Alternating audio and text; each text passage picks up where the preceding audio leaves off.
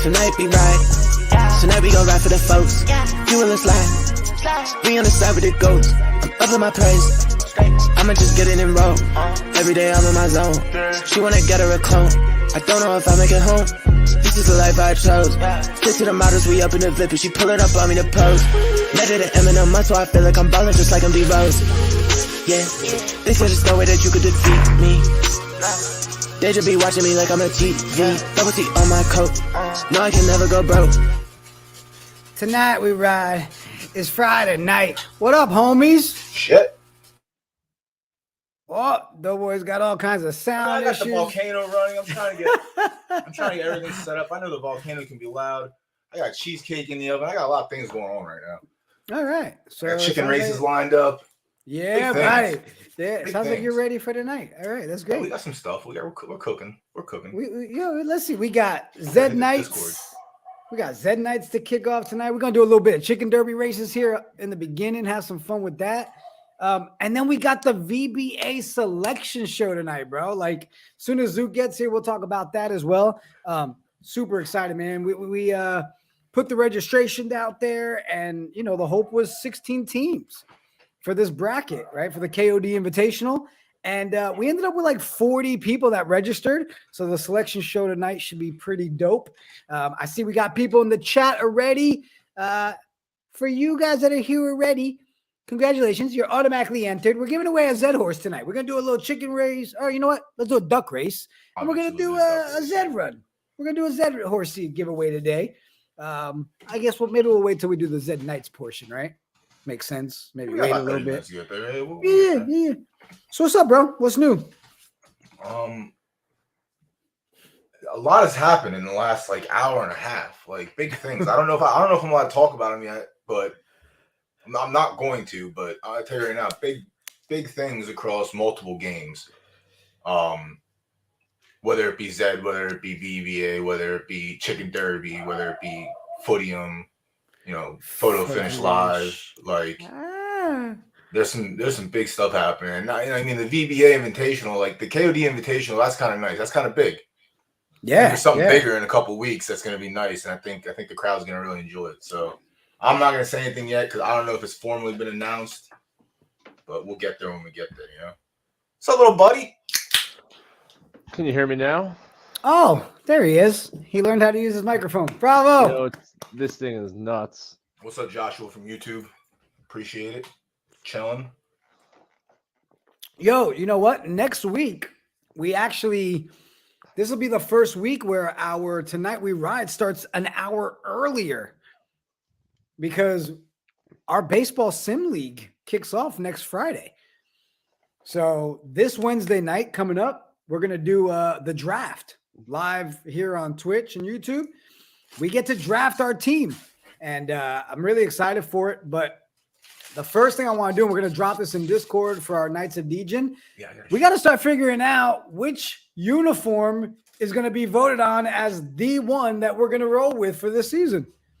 So here's our first option so far. Option 1, 2, and 3. I'm not going to give my opinion. I'll start with you, Zook. Looking at option 1, 2, and 3, what are you feeling? These headphones suck. First off, I feel like I'm in like the jungle and there's a war zone going around me. Like, imagine being a content you know what these headphones feel like? It feels like what it must feel like to have spidey senses. Like I can hear everything. It's mad weird. I don't know what it is. I don't like that. But out of these, I'm gonna go full screen so everybody can see them. Oh, this one. This is easy. There's only one. On the count of 3, can the 3 of us like say the one we want out loud, and we'll see if we cross over? Yeah, I like something from all 3 of them. I wish I could just build my own, but I'm gonna go. Don't say it now. I'm gonna go 3, 2, 1, go, and then when I say go, all right, throw out the number. All right, Chat, I have a clear one. I have a clear one. All right. I mean, it's pretty obvious, I think. Yeah. Okay. Is it?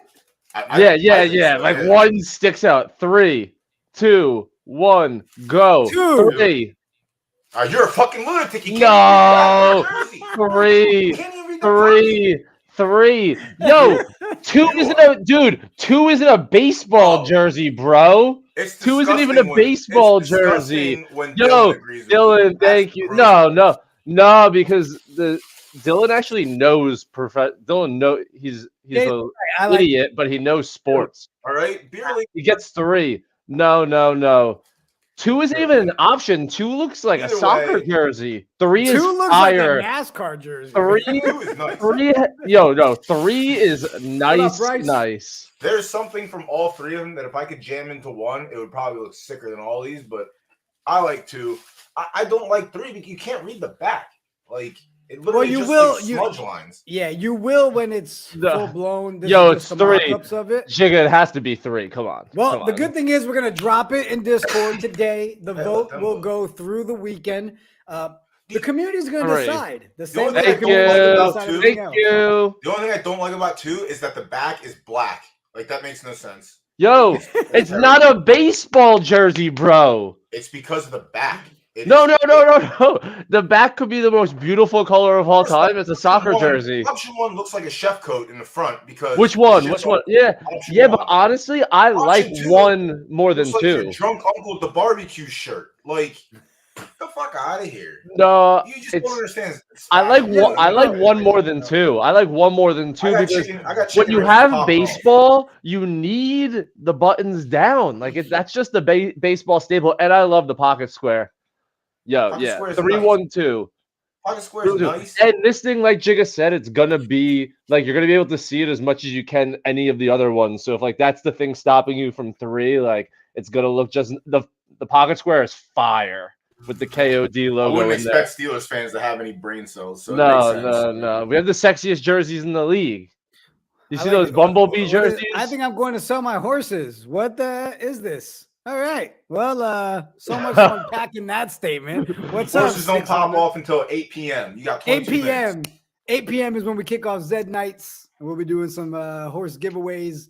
First 30 minutes maybe this guy will give us the horse giveaways. Yeah, you're giving your horses away. Let's go. So is that 6 donut? Is it supposed to be donut? What's the? I think it's 6 donut. 6 donut? No, 6 donut. Half a baker's dozen minus 0.5. Well, potentially, now hear me out. This is just logic speaking. Potentially, he wanted his name to be Donut with a D. Couldn't do it. What's the next best thing? 6. Yeah. So, like the rapper.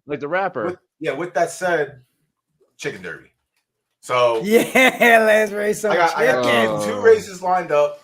These are 2 of the tournament they're doing right now, the Halloween Hunt.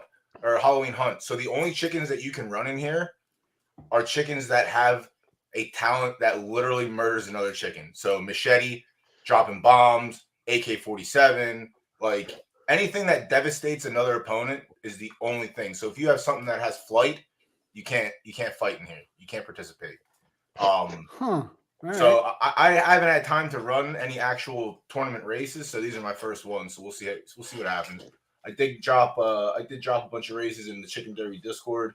Had some people interacting, some people that said they knew you. So I've never ran. Yo, so for the people in the chat that might be new or the first time watching our show, so let's explain Tonight We Ride so you guys understand. If it's P2E and it's something we like, it's being covered. Okay, so all night long, we're covering things from Chicken Derby, VBA, Zed Run, Photo Finish, TRV. I mean, the list just keeps going. Tonight, we're going to start off with a little bit of Chicken Derby. Kicking it off always at 8 o'clock is when we kick into Zed Nights. And tonight, we've got the VBA. Oh, hold on, Zook. You notice this? Oh, snap. We got the VBA selection show tonight. Yo, I have mine somewhere. Yo, it's real. When I wore it home, my fiance was like, "Where'd you get that from?" And I was like, "Yo," they sent it to me. And she's like, "It's real nice. Like, it's a really nice sweatshirt. Yeah, it's comfy." Yeah. And the reason I kind of want to start with Chicken Derby tonight, Doughboy, is talking to Chicken Derby. We have a couple of their other content creators that'll be probably jumping on with us next week. We're also going to be with the team of Chicken Derby. We'll be making an appearance for Night Shift. We're gonna have a nice little one-on-one interview there, learn more about the game, what's going on with it. And because I love the game that a chicken whips out a freaking machete and just cuts off half the freaking track. Come on. I think that they did nerf I did like. There's a huge announcement. Like the game is actually getting a facelift in like a month or so. Like they're introducing marketplace on the platform. They're introducing, I believe, breeding. Like they did nerf some talents because they were like pretty psycho. So some things got nerfed. I think Machete taking 3 heads off like got nerfed down to 2. I don't know. Don't quote me on that. If anyone in chat from Chicken Derby Discord came over and can answer that, please answer. If not, we'll get the answer, you know, when we have the homies on. But yeah, I've got 2 races lined up. This is the first one. And so let me ask you a question, Doughboy, because I know when we've done our Chicken Derby stuff, is this still taking a lot of time to get some of these races filled? And are we still running into that a lot? No, because they're throwing tournaments. So like that's the best part. Here's the rundown for the tournament right now. I'm not going to read over it. I'll give the chat a second to read over it if they'd like. Are you making any money in this game? I have 2 profitable chickens. Okay. I don't race every day. Like okay, but when you say okay, yeah, that's fine. But when you say profitable, what are we talking? Just like a few bucks? No, like I probably entered like, I mean, yeah. So what's ETH right now? I mean, they probably like the 1,500. I think the 2 that I have are probably like. Maybe the one was like 70 plus 70 ROI, like or plus 70. And 70 bucks? Yeah. So like and how much did they cost you in USD? Do you remember? Oh yeah, $85 for the first Okay, see, so that's cool because that allows you to play it more like just a game, right? It's just each well, that's why I haven't looked at it as like I'm here to make money on it. Like I said, I like that. Price point is very important. Price point to get in is very important because a lot of people, if it's $60, you can just spend that to have fun. Like I do that with Madden every single year. So dude, the floor is so low on chickens right now. Yeah. Like you can literally get a chicken for 0.01, and that's peanuts. Like that's what's a good one go for though? Because I remember the good ones were going for 1 ETH. Like back when everything was pumping and ETH was high, the black hole chicken that I have could have sold for like 0.95 ETH. Yeah, I'm sick because I haven't. What can that get now? I have no idea. I haven't looked at the market or anything. I haven't been that like hyperactive with it, just because I'm focusing more on my real life job and waiting for these games to like unfold and develop a little more before I get in. But yeah, like back when I'm trying to think of the guy's name. It wasn't Fluffy. It was something. It was a whale just came in. He literally spent $500,000. Oh, I know who you're talking about. Yeah, it was fucking disgusting. He bought. We had a homegrown Pony Plug Discord who opened Robot Chicken #1. I remember that. Perfection. She sold it for 23 ETH, I think. Yeah. And then he resold it to Poseidon for like 6.5 ETH, like after everything crashed. It was fucking crazy. Like, imagine 23 ETH from a pull of a robot chicken. ETH That's was nuts. over. That was when ETH was. So that was when everything was high as possible. The thing is, like, not only was the market high, like ETH was also at its high, so everything was hitting that perfect storm. I wish we had. That was Winners, right? Yeah, it was Winners. Yeah, that actually was huge because like that was ginormous. Like, not the pocket watch, but I think when it translated over to like real money, it was like $90,000. It was just under 90 or something around 80. So like she ETH was like right over 4. Yeah, next to her fucking mom's house. Like she did a lot of shit, and that was dope. Yeah, dude. The summer of NFTs was good for a lot of people that were like hurting. Not hurting, but like had student loans, had fucking debt. Like if they sold. Yeah, if. I mean, I had an offer for 1.8 on my Sarama, and I held. So what's that make me? Stupid idiot or someone who's here to play the game? No, who knows what it could be? Who knows what it could be? My objective when we sat up here on stream that night was I'm getting these because it's literally Mario Kart with chickens, and I can play for dollars. Like So yeah, it was great, and we're still here, and now the game's starting to develop. So let's watch a race. Yeah, let's do it. And I'm down to watch a race. I've watched less than 5, legit. Well, now it's worth watching it. Before it was like there was no talents before. So like, all right, this is a replay. We'll have to watch the replay. Shit, let's do it.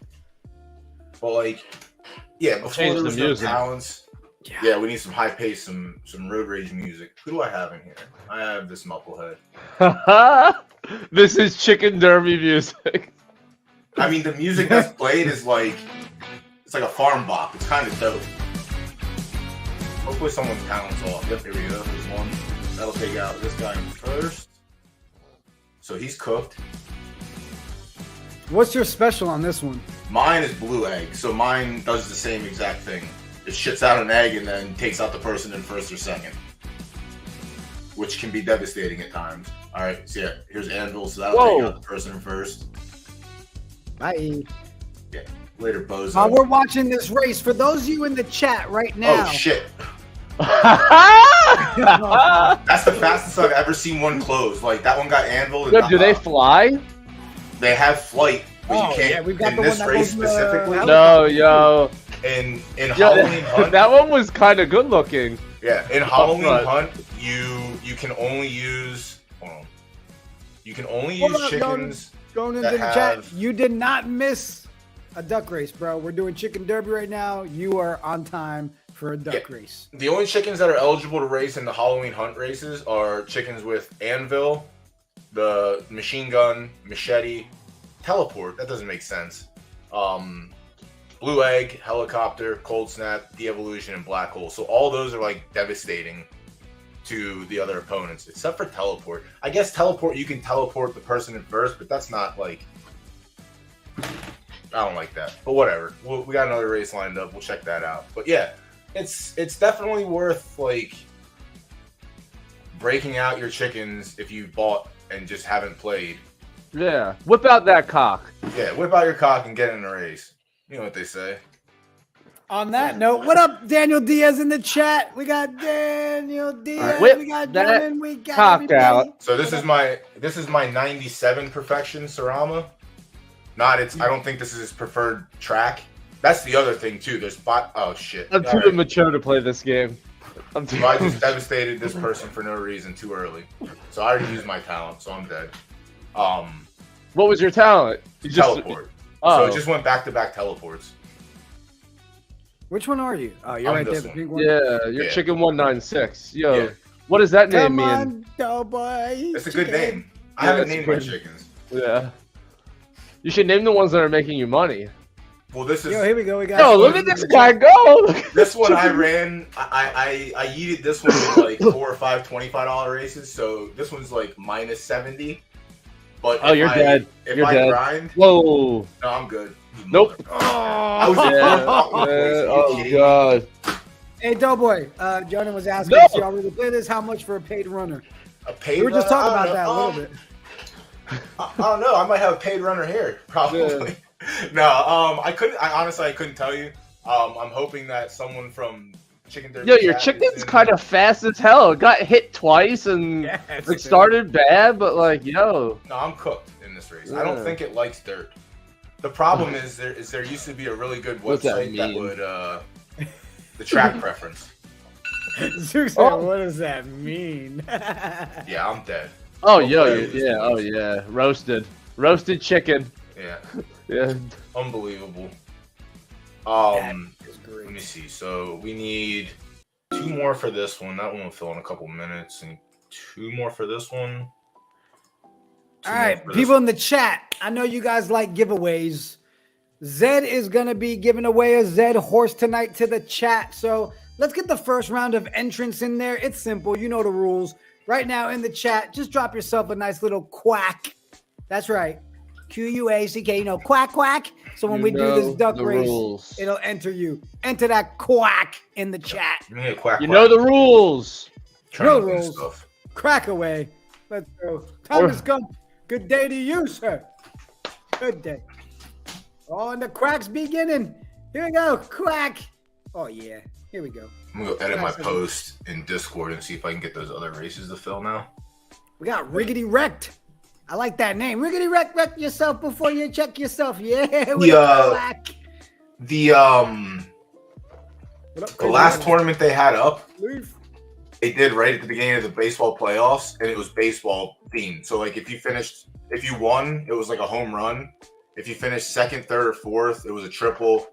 5, 6, 7 got you a double, and like so on and so on. Like, you know what I mean? It went down, but I didn't have enough time. I don't know how long that one ran for, but I didn't have enough time to participate in that. But it looked dope. Like all of the tournaments they have released so far have been kind of fucking cool, honestly. Like, I participated heavy in one. Like, I was in the top 5, and then like the last 4 days I tapered off, and I was like, I don't have the time to finish out. But yeah, like they've been pretty fun. Oh yeah, let's go. Zeke is out this week. What does that mean for Tony Pollard owners? Yay! All right, we got 9 minutes. You guys hold it down for a second. I'm gonna go enter these names into the the quack duck race. The winged bird race. Let's get them. Yeah, let me see what else we can get. Yeah, Should I take this time to discuss pickleball? I mean, we can talk a little about pickleball, but did you merge your chickens with High Horse when you did? Yeah, they own all my chicken. We own all the chickens together as well. I think Brian, was dabbling a little bit. I think it was dabbling very little. He needs to get on stream once or twice, so he still owes me a spot on stream. Oh, for the duels. For the duels tournament as well, but also okay, here we got another race coming up. Let's go.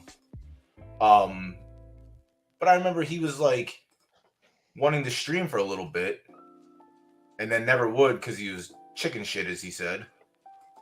We got 2 minutes until this race pops off, so I might hit him up when we actually start doing some chicken derby streams and see if he wants to come up and have some fun. Yeah, we gotta get some chicken outfits.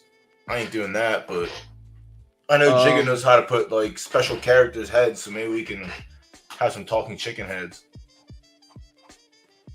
All right. But yeah, pickleball. I hear you're covering a tournament, sir.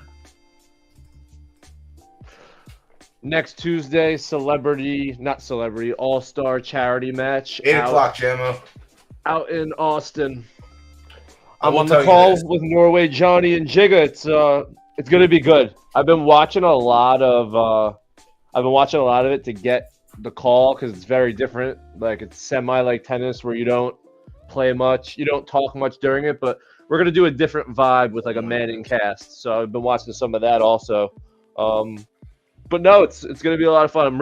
Besides doing the Larry Colmus call, this is probably the thing that I'm most excited for. It's 8 of the top players playing, so it'll be fun. But definitely not like the Larry Colmus thing is definitely the best. I'll tell you this: you better make sure your stream's done by the time my stream starts at 9 o'clock. Oh no, you're being pushed back. Oh my god. Yeah. We're gonna get to sleep. Yeah, you're getting pushed back. Yeah. Oh my god. Sorry. Yeah, from 8 to 10. I didn't have a reason to not like you today, but I feel like you did this on purpose. Yeah, you gotta get pushed back for MLP style, rally style tournament back and forth. It's gonna be fun. I've never called a live sporting event. I call like sometimes Wag Me United stuff in like the Knights of DJ in Discord, but who knows? I might suck at it. Probably will. No, you just need to know when to shut up. That's it. Yeah, that's literally your only problem. Like you don't know when to stop talking. No, but for this, I gotta be talking during most of it. Yeah. For this, it's mostly like the way it's set up. I gotta be like going back and forth with 100%. It. But during the points, it's very pick and choose when to say something in the sport like it. So, the one thing I'm trying to figure out is like. Every single play, I can't be like, oh my god, that like you got to learn when to, yeah, or else it doesn't become like, or else it's like, what the hell's going on? Like, even if it's a decent point, guys talking over a stream like we're doing right now with the chicken race instead of exactly. No one's gonna call these chicken races. Oh shit! I will when I learn. Like I don't yet know, like with Zed, I can call them because I can tell you what's gonna happen. Like at any point of the race, based on break. I don't know this. Like we were 40 meters left, and someone dropped an anvil. It gives you the heads up when it's gonna pop off, so your attention can just go right there, which is cool. All right, so these guys are cooked. Wait, it gives you a what? Watch. So like so one of these back here used their He used his special ability. Fuck? Yeah, he used his special ability, but when they go to use their special, it'll like highlight them. Okay, so you know right before. Yeah. That it's gonna do something. But you don't know what it's gonna do, right? Here, So well, if you know it's talent, yeah, like that's Okay. What's That blue was- egg? Blue egg is heat-seeking missile. It takes out the person in first or second. Oh, so Anvil like Mario is- Kart, like blue Yeah. shell. Exactly. They should have put another color. Come on. Or red shell. Yeah. Yeah, exactly. Am I gonna win this race or place? The worst is when Mario Kart is going and the blue shell on its path to first hits you, even when you're in like third or fourth. I'm gonna get some shekels. Let's go, chicken. Pay for yourself. Oh, I could have won that race too. That's crazy. But yeah, like it gives you the heads up when like they're gonna use their special talent. What did I get? It would be an awesome Wii 30, game, Jason. 34, It would be an awesome Wii game. What, pickleball? Yeah. Wii tennis. Just change the rules. That's it. No. Pickleball. Wii tennis. Just change the rules. Yeah, I mean, they can use the same courts like we do in real life. Just draw some new lines on it. It was machete. It was machete. Yo, there's machete, anvil, black hole, speed demon, velociraptor. My chicken, that one's the evolution. So that one, when it triggers, you turn into a giant chicken lizard, and you send either 2 or 3 chicken minions to attack other chickens. Which, in an 8 chicken race, is kind of fucking devastating. It takes out half the field almost. Like, but yeah, it's getting there. Like the next big update's it's gonna be fun. Like they like breeding's around the corner too, which is gonna be dope. I don't know how it's gonna work. I need to pay attention a little bit more. I mean, we can just check real quick. Yeah, I think they gotta be low. They're very low right now. The floor is 0.01, but you have to be wary. I don't know what an unraced chicken is going for though. That's the is that $15? Yeah. Nice. Yep. Everything's really low right now. It's just yeah. bad. I mean, it's a good time to buy. It's I'm a good time to get in the game. Yeah, I'm really curious what like recent ROI is for someone that like say they bought a chicken at the beginning of October and they've been playing it. I'll tell you this. That's kind of, I would be interested to see, like, is 0.01 just you're putting that money in and you can't win an ROI with that? Or can you get ROI with 15? Like, is it just can you get $15 back in a month? So, like, the floor on a Sarama chicken is just above mint. Original mint. What like up, Hux? So, yeah, I mean, it's a good time to get into NFT games. I will say It is. Last summer was just overwhelming to a lot of people, especially people who had no fucking clue what NFTs were. Like, all you hear is negative from the public. Like, what are you? Some birds are just as bad, so we'll need to see if raced. Yeah. So like that's the thing. If you can find unraised ones, like that's the go-to. But yeah, it's not bad. 1 minute until we talk Zed. 18, last chance. All right, 30-second countdown. All All right, fellas, we will jump back into some more chicken derby in a sec. We got all the names entered. Everybody's in there. We've got about 20 names.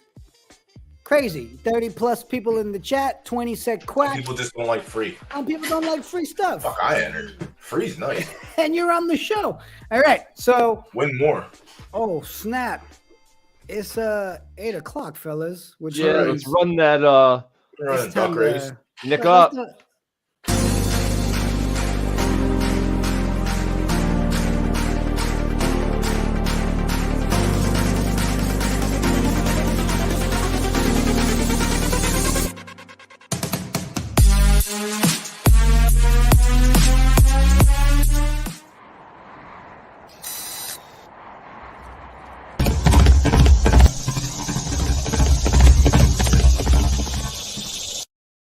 So, what's this week's news?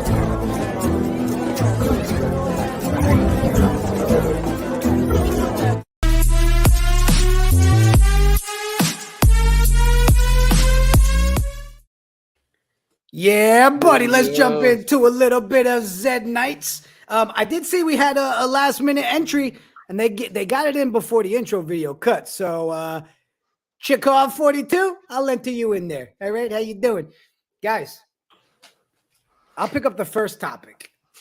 Did y'all happen to catch the Z League talk this week? Those talks are always great. There was Dan Shan, Two Fools, DK Racing, Kingpin Racing, talking about concurrent tournaments, M Breeding 2.0.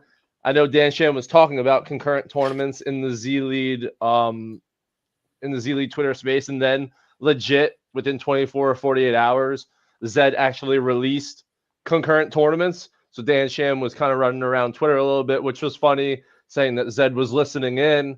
But no, some good stuff on there always. And I would not be surprised if, look, they weren't listening on Tuesday and releasing something on Wednesday, but I wouldn't be surprised if they're getting a lot of ideas that they're releasing now from past Z League talks and Twitter spaces. So every Tuesday, it's probably the most attended strictly Zed thing going on right now. So if you really want like a mesh of the community and melting pot like of different opinions, because he's having different people on every week, check it out. Tuesdays, I think it's 9 p.m. Eastern.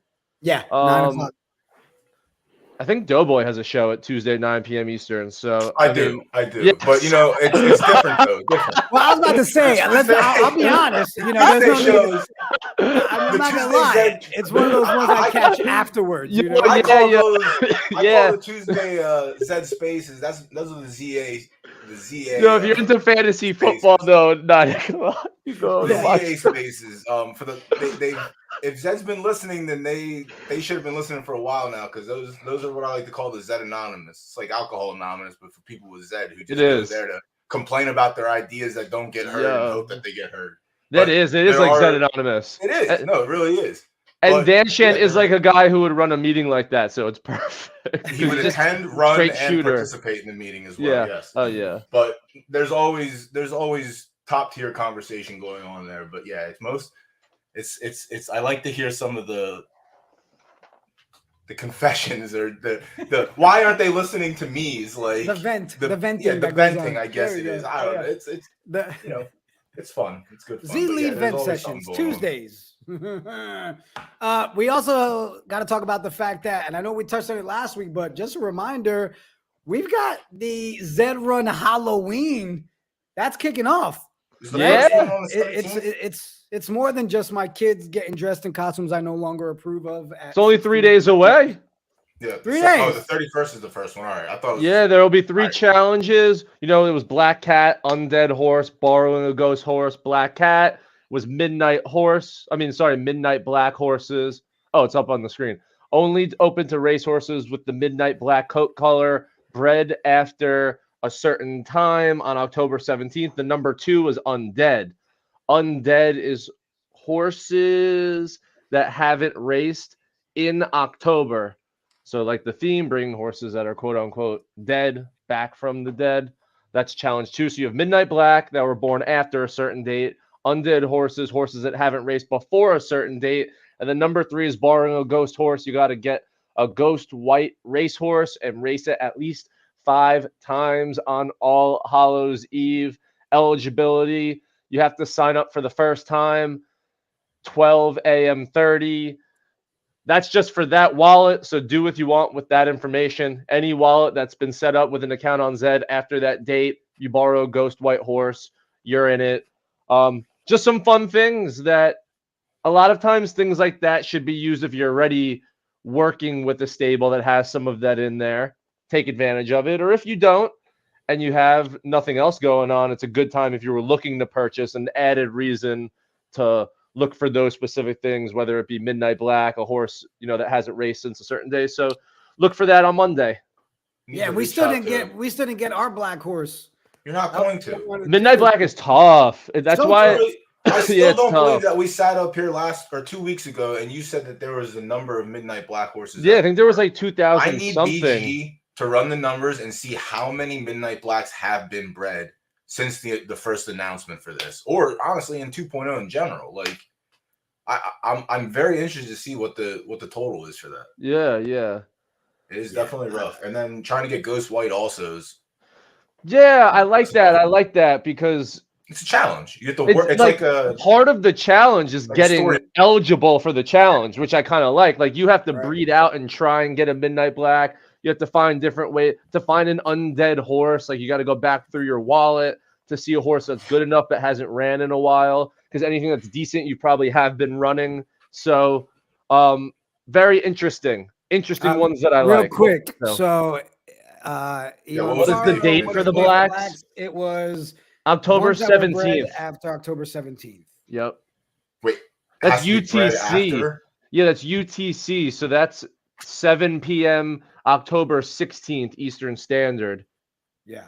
Because that was the date we released this. So it was like from now on, prepare for the thing, and it was to get 2 weeks of doing it. So I actually like that. 2 weeks.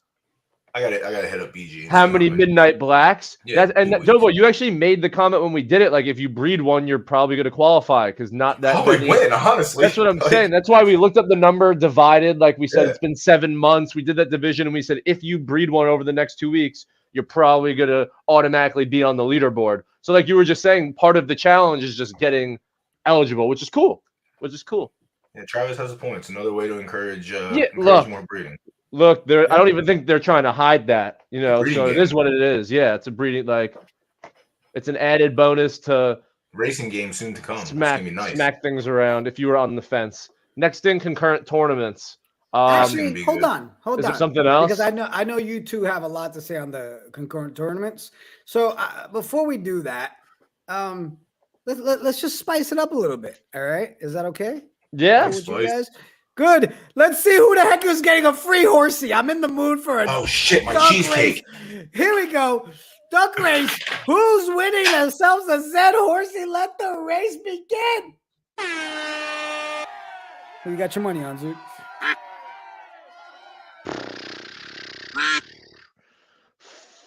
They're 14. 14. Riggedy Wreck trying to start early. Look at Jason Wright. Jason Wright showed up with a wig today trying to see if we can get Bob and someone else. Yo. Is that 14? No, that's like 16. 15. Wow. Yo, Ty. Let's go. The craziest racing in virtual sports. Yo, what's even funnier is didn't he literally post? I gotta look through the comments. I think Doesn't he actually Ty posted, win, or does Ty always I'm has back. something happen? Who won the chicken or the duck? Ty. He said, "Did I not call it?" He did. Oh, what? Oh, OG, let's go. It was in the chat. I'm trying to find it. He said this is the one that he wins today. Good shit. If it's coming from Zed, Zed's been giving out some low number single digit horses. So yeah, they're kind of being nice to us Friday night, boys. I'm they're treating the crowd. They're treating the fans right. I know Travis hasn't run his yet. He's saving it for this week. I know there's I guess we get to. I don't know if it's a tournament schedule or not, but there's a Juice Maiden on Sunday. So look, the man literally called it. Look, my duck is gonna win finally. He nailed it.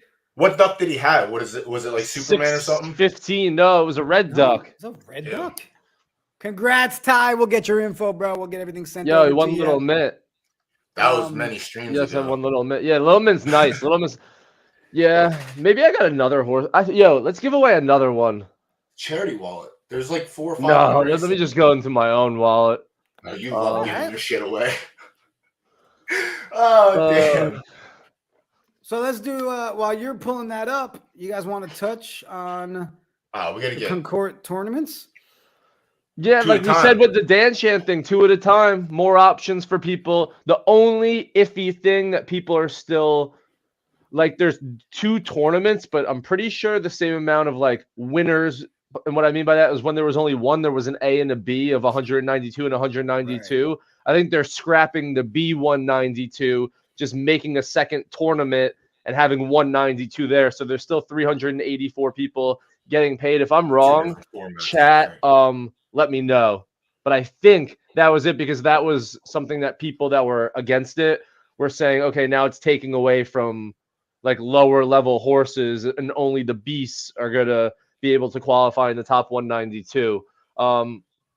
Look, I like it. Test it out. See what happens. Run the numbers. They'll see where it's very easy to track who gets paid out and what type of. That's like the easiest data to run. So you run something like this for every day over the course of a month. You load up data. You see the distribution of ETH and where's it going, and they're going to want it to look like they like. The word you keep using, I hate to dwell in the past, but we go back a few months ago when they started doing Pacer 268s with an A and B bracket. And they're not filling, And we sat up here and stream and I said, y'all need to understand what the word data means. You can't run tournaments without knowing how many horses you're expecting. Now, there's obviously more 268s, like, since that happened because people were breeding for that tournament. But now those tournaments specifically are going to have the best 268s, the best Z100s to whatevers, the best, 50s to 100s. Like, I want to give away this Z14 Elite Naka filly. Pull it up. Show the people what you want. That means I got to go set up another duck race. Oh my God. Talk about. I'm going to try and win. I need a knock elite to make some knock crosses. I don't even know. Like, sure. You only hasn't even discussed. Yeah. Jesus. I think this is. It might be a 1.0 that I bought. I went through a stage. I had an addiction many weeks ago where I bought a bunch of Naka Elite breeding 1.0 and I just tried to hit a miracle. Fire Tiger. Yeah. Fire Tiger. Standard is the standard. Born February 28th, 2022. So let's go, breeding 1.0. You've ran it 3 times, 666. What a great horse. Yo. Perfect. This is nice for the season. Yeah. This is nice. Let's see. Fade into Dreams is the mother. Pony Chino, Genesis Z2, Ice Gambit is the mother. Noble. So there's not really anything on that side. Now let's look at the King's Gambit, a Z4 knock legendary. Z2 Genesis. 1 unraced and 1 complete dog shit. So nothing crazy on the bloodline side, but we also don't know if this horse can run or not. And the father, Cryptic Gambit, does have a positive breeding chart. Not that that means anything because it's a 1.0, but let's check 2.0 real quick. We'll just breathe out loud about it because I don't have the screen up. Fair breeder in 2.0. So maybe you can get something passed through there and have something to complete. You hit it with a Genesis. If you hit it with a knock Genesis, you end up with cross, I believe. Yeah. And then if you can make a pacer from here also. So conditionals are, we're gonna have 2 tournaments a day. I assume one will be a conditional all the time and one will be like maybe a straightforward. But it's not a bad giveaway. No. Finishing 666 is kind of nice. Like, you can't really ask for much more around what we're doing here. Next up is Zed Run World Cup details. Our World Cup event is getting close. Oh, Jesus. Oh. Holy shit, that was crazy. Oh. Are you messing with the volume again? Yo. I don't know. The Knicks doing a bunch of stuff. Look at these beautiful skins of beautiful countries. Obviously, minting November 2nd. You want to get USA. You want to be first. Did you get your skin planes, yet? Trains, automobiles. I heard we were getting airdrop some. The pre-sale is 5 days away. Don't worry about the pre-sale. I'm talking about the pre-drop into our wallet. You know what I'm saying? No, I've never gotten one of those. Yeah, hopefully, maybe. We'll see what happens. But yeah, the allow list, I believe, was still open. Yeah, it's 0.055 for the allow list and 0.075 if you're not. If you haven't, I don't think it's gonna get. It's not gonna get off the allow. Like, there's only 500. Like, this shit's rare.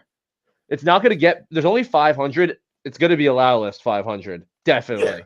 The way to get on the allow list is... I actually low-key really want a USA one. If there's only 50... Why? They suck at soccer. Yo, okay, idiot. Think bigger picture, bro. No, why would I? Okay, yeah, don't care. No. Here, So bad. It's all about a resell. You're going to sell the American one for more in like 5 years. I did ask Zed to drop me the Mexico skin, but you know what? Thinking about it, drop me the American one so I can sell it to an American for monies. Oh yeah, this is kind of true. Yo, think about a drop with only 500, Doughboy. Like, how quick is it going to like be a second? No, I mean, if it's an allow list, then people, depending how many people are on the allow list, like. But like, we don't even. Does the allow list only allow you one? Yeah, per you can. It's one per wallet, I believe. Per wallet for allow So list. you can move your Genesis around, but I'm not gonna do that. So I'm gonna have. Okay. Okay. Figure it out. I'm sure there's some people out there that can help you with a way to get there first. You know what I'm saying? But yeah, you got to be fast. You got to be ready. Well, they told them to stop. So they told them to stop. So I don't think we're gonna hear from them any longer. That's not true. You get a 7-day ban, I think. Yeah, well, that's how it works, right? Well, whatever. Fucking do the crime, do the time. You know, it is what it is. But yeah, Ty knows. Mexico skin only. Let's go. No, yo, France is probably the go-to. Honestly, like they're always a favorite to win the World Cup. They always end up costing me money at some point. Yo, did you see Sergio Perez today in Mexico? The F1 guy. Yo, there's a video. So I'll bring it up, but it would take me too much time to find it. Go look for it. Checo Perez. He's able to drive the GP Mexican track because he's Mexican and it's his home track.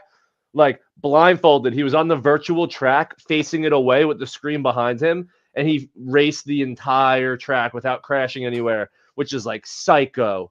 It's time. Like, yo, it's like I can put something in the oven and then remember to take it out. I mean, yeah, but like he's driving 200 miles an hour around turns. I'm not saying put me in a car with an oven on the back. I'll stop the son of a bitch and I'll get out and get it. You know what I mean? We'll make it happen. But yeah, that is kind of dope. Let's save that for the F1 stream. How's that sound? Probably comes around in like 30 minutes. No, I'm saying he was racing virtually Erupcus with like the screen behind him and he wasn't looking at it. He wasn't like on the track actually doing it, but he ran perfectly from memory the track, like going around it. Like it was crazy. Basically, he was playing F1 the video game without looking at the screen and was able to go around the whole track. And it was based on exactly what the actual track is like, which is Let's play insane. Dead Run, the video game. That's a fun without looking? Yeah. That's my favorite way. Blind enter. You know what we can play? Duck race. Yeah, let's do another giveaway. Ah, shit, I didn't quack. Damn it. Oh, well. And they're off. All right, like 14 again. Yo, does Ty walk away with a back-to-back? Yo, Jason in the 13 spot keeps creeping Jason out. needs a stable because the horse that I sent in doesn't look like it's going to Yo, 13's bad luck. It shows up. No, and it's not. It's October. Oh, my God. I forgot. He made 13 and 6. He made a 5-minute duck race. I'm going to turn around and watch the Knicks game. It's a minute. It was 45 seconds. He knows. And you're not the only one checking the Knicks game. Yeah, the Knicks are did Ty pull it off? This shit is rigged. No way. No way. Oh, 6 seconds. Hold on. No chance. No chance. No chance. Wow. Ronald. That's crazy. Let's go get a rebound. Yo, yeah. I really thought he was about to Same back wins, bro. Yo, I couldn't see the meters on the screen, so I wasn't sure. Donald, congrats, bro. You got yourself a Yo, Donald, hit me up in Discord. I think it was Ronald. Or drop your wallet in the chat. Or Conald. It was Ronald McDonald for the win. Yo, Ronald with the dub. Yo. Z11 Elite's kind of nice. Yo, Rick and Morty for the dub. You know what else we need to touch on? Ronald got a horse from Chicken Derby. Hey, just stopped in from Chicken Derby. What up, Ronald? Congrats on Ronald, the horse.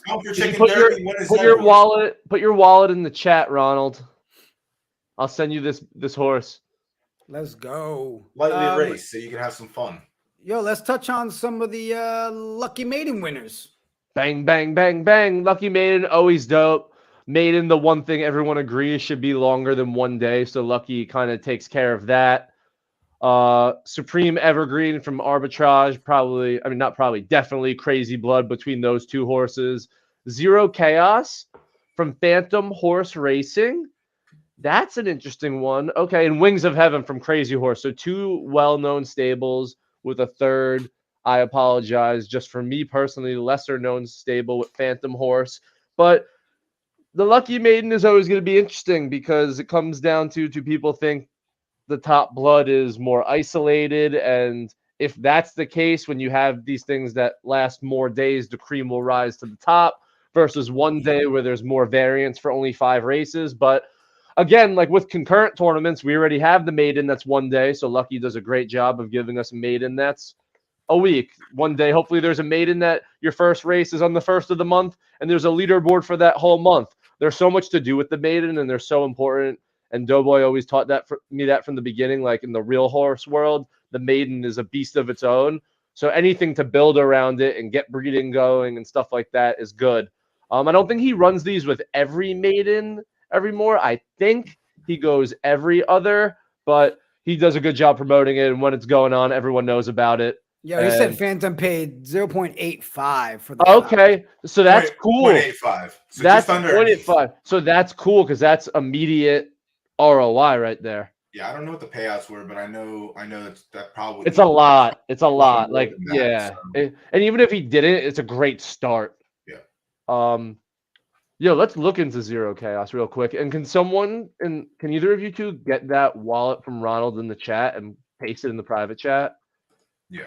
I can't do that. I have to go to Zero Chaos. Twitch. Pulling up Zero Chaos? Oh, yo. Okay. Yeah, so it's got Grandeur Plan, which is amazing. This is a really, really good bred horse, Grandeur Plan, with Ready, Set, Supreme. Yeah, a Z6 Nakamoto. I mean, look at that graph. Grandeur Plan is Grandeur and figured it out. The first ever tournament winner on Zed. And Ready, Set, Supreme is Ready, Set, Boom, and Supreme Polarity. So, I mean, that's 4 you kind of can't really argue with. Like, if you hit, like, say the slight chance you get the ancestor roll and you hit on all 4 ancestors equally, it's insane. Flames and C1 pay. Horse is a 40% winner in 66 races. That's the stamp, though, right? That's the binary stamp of you don't need to say anything else for you to prove it's good. If you say a paid C1 winner, there's nothing else. Like if you have a paid C2 that flames and free C1s and does well in this tournament, there's more explaining. But paid in C1, that's all you have to say if you can compete in paid in C1. So let's actually drill it down by that. C1, paid, submit. Check the graph. All right. Okay. Not super. I mean, look at the horseshoe with C1 paid a little bit and see where it might have variance at one of the distances. All right, let's just go to paid first. Let's see what it did on its way. Yeah, I imagine it came. Yeah, so it has variance at 26.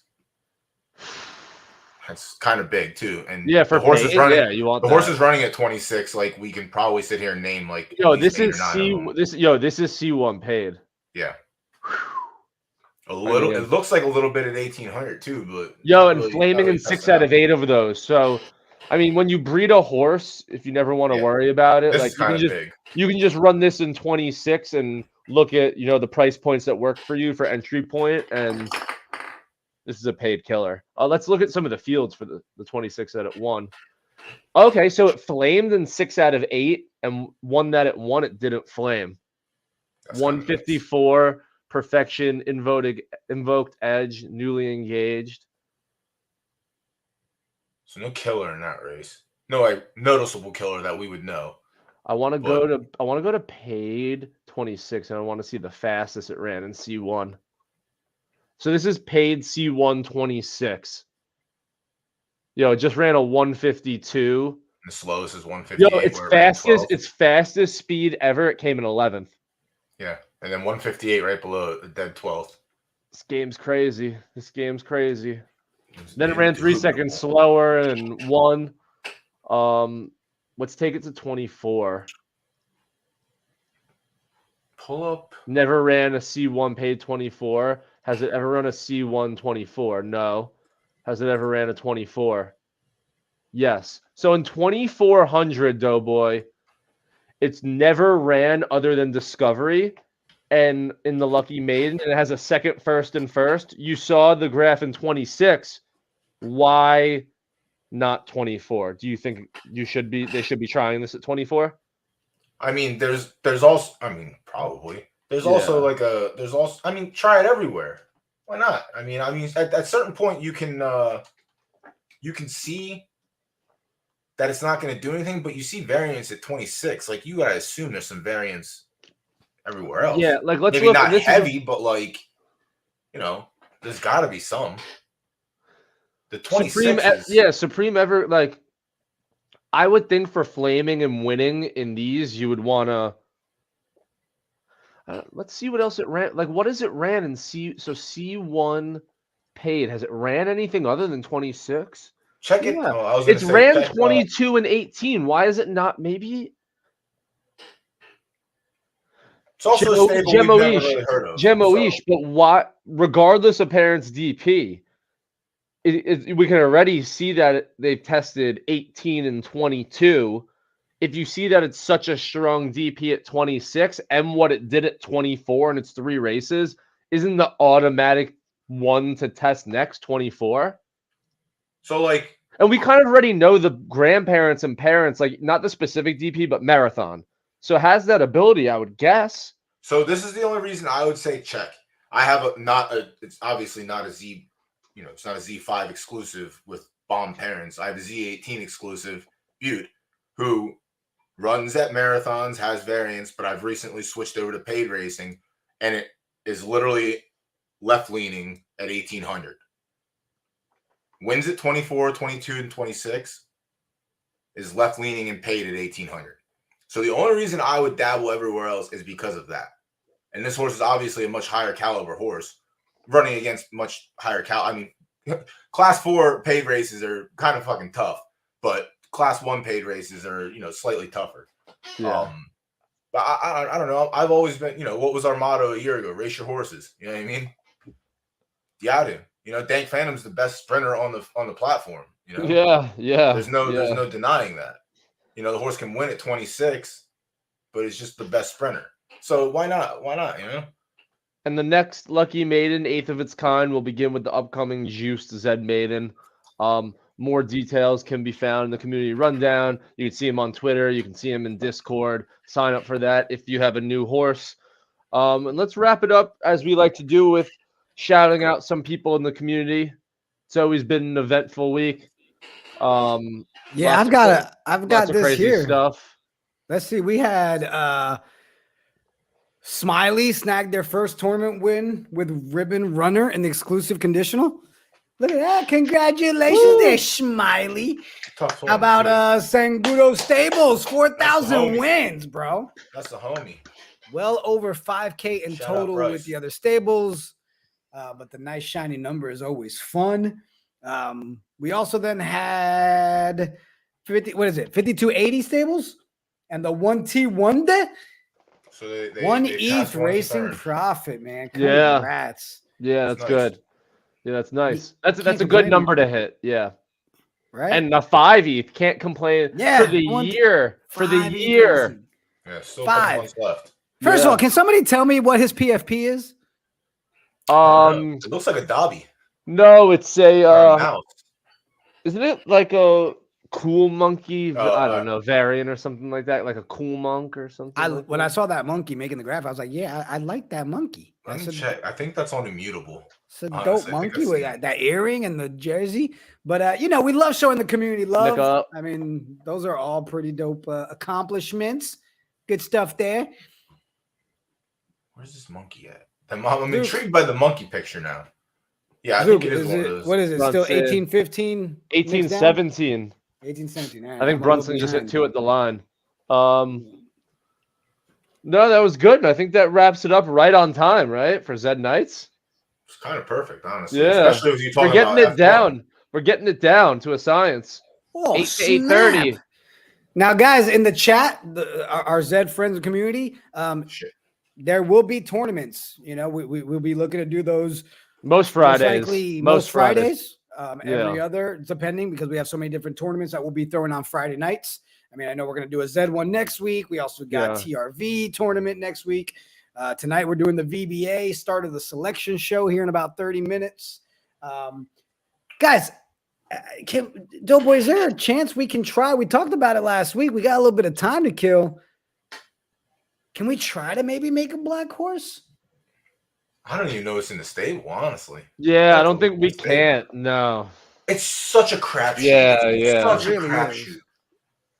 Honestly, it's so. I really need to see how many have been born since the 17th. 1 million. Because honestly, realistically, how many do you really think? The first race goes off November 1st. They've literally had maybe 2 weeks to start breeding. 2 million. You only get one per month, so it's literally hit or miss.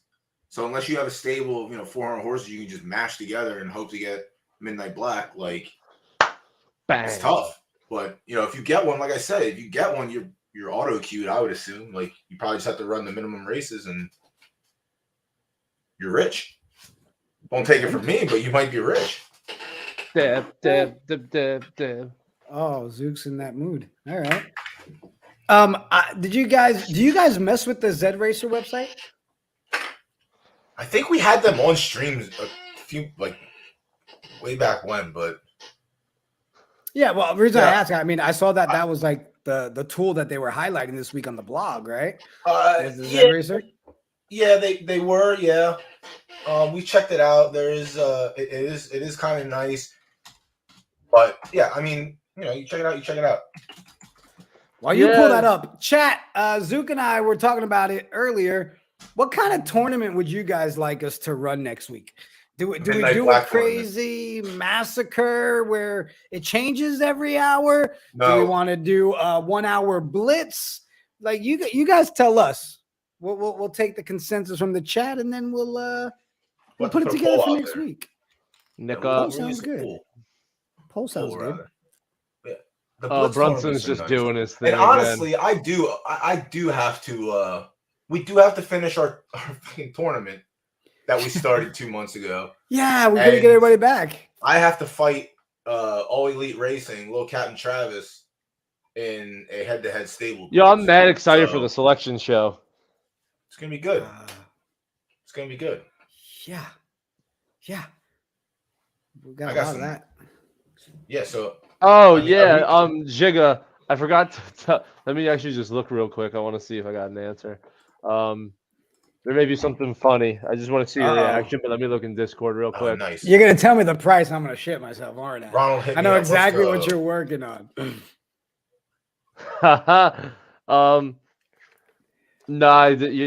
It was the only way we were gonna get Dirk was we would have to even for it to be considered, which was still probably a no. Conan was gonna have to be in the deal.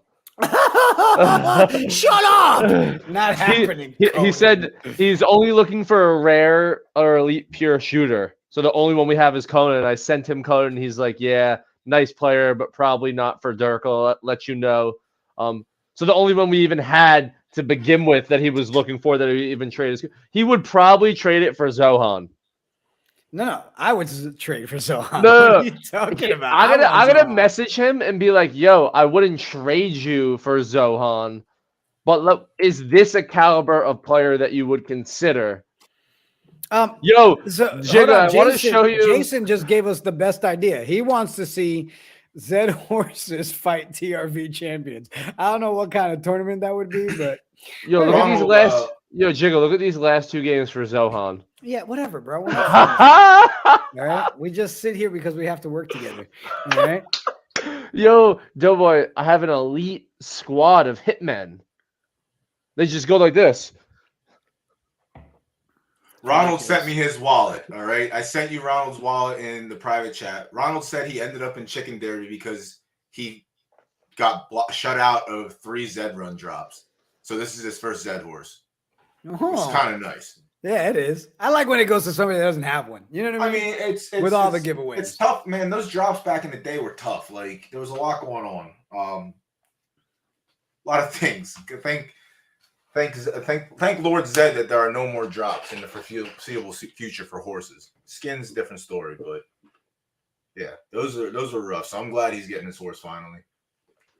Yo, we got a little bit of time. You want to pull up a couple more chicken derby races, though? I got some chickens. Let's do some of that. Two let's do races some of that. filled while we We were, got we Pull got out your cocktail, boy. Jesus we Christ. got George joining us right at 9 o'clock for the VBA selection. Zook, it's been a minute. What's the update on the score, please? Thanks. 18-18. Oh, you don't even start watching the game yet.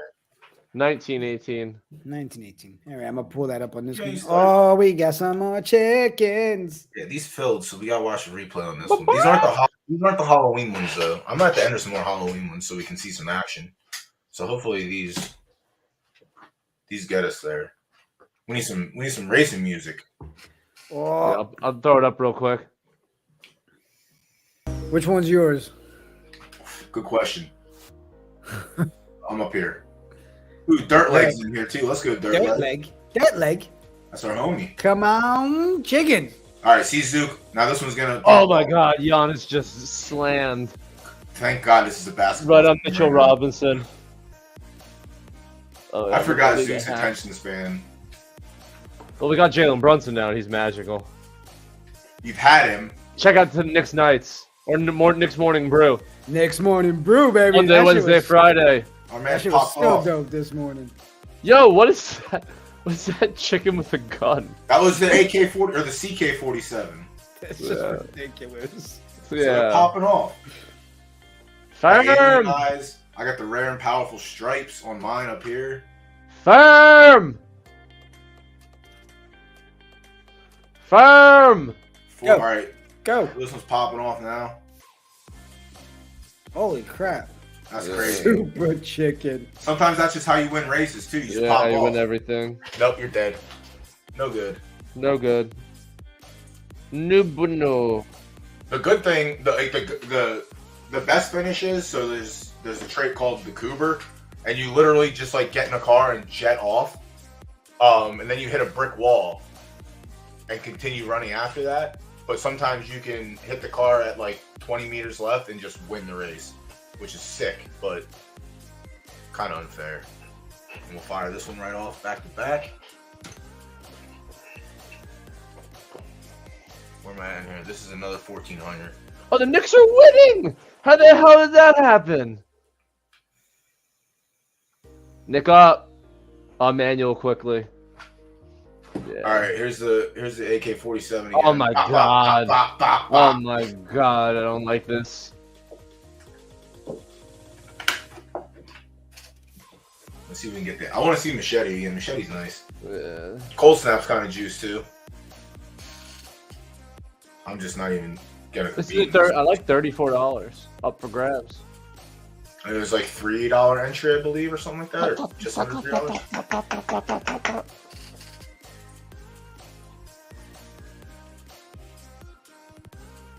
60 meters left. No one's gonna pop off a special. And those are the races that are like lame. Excuse me.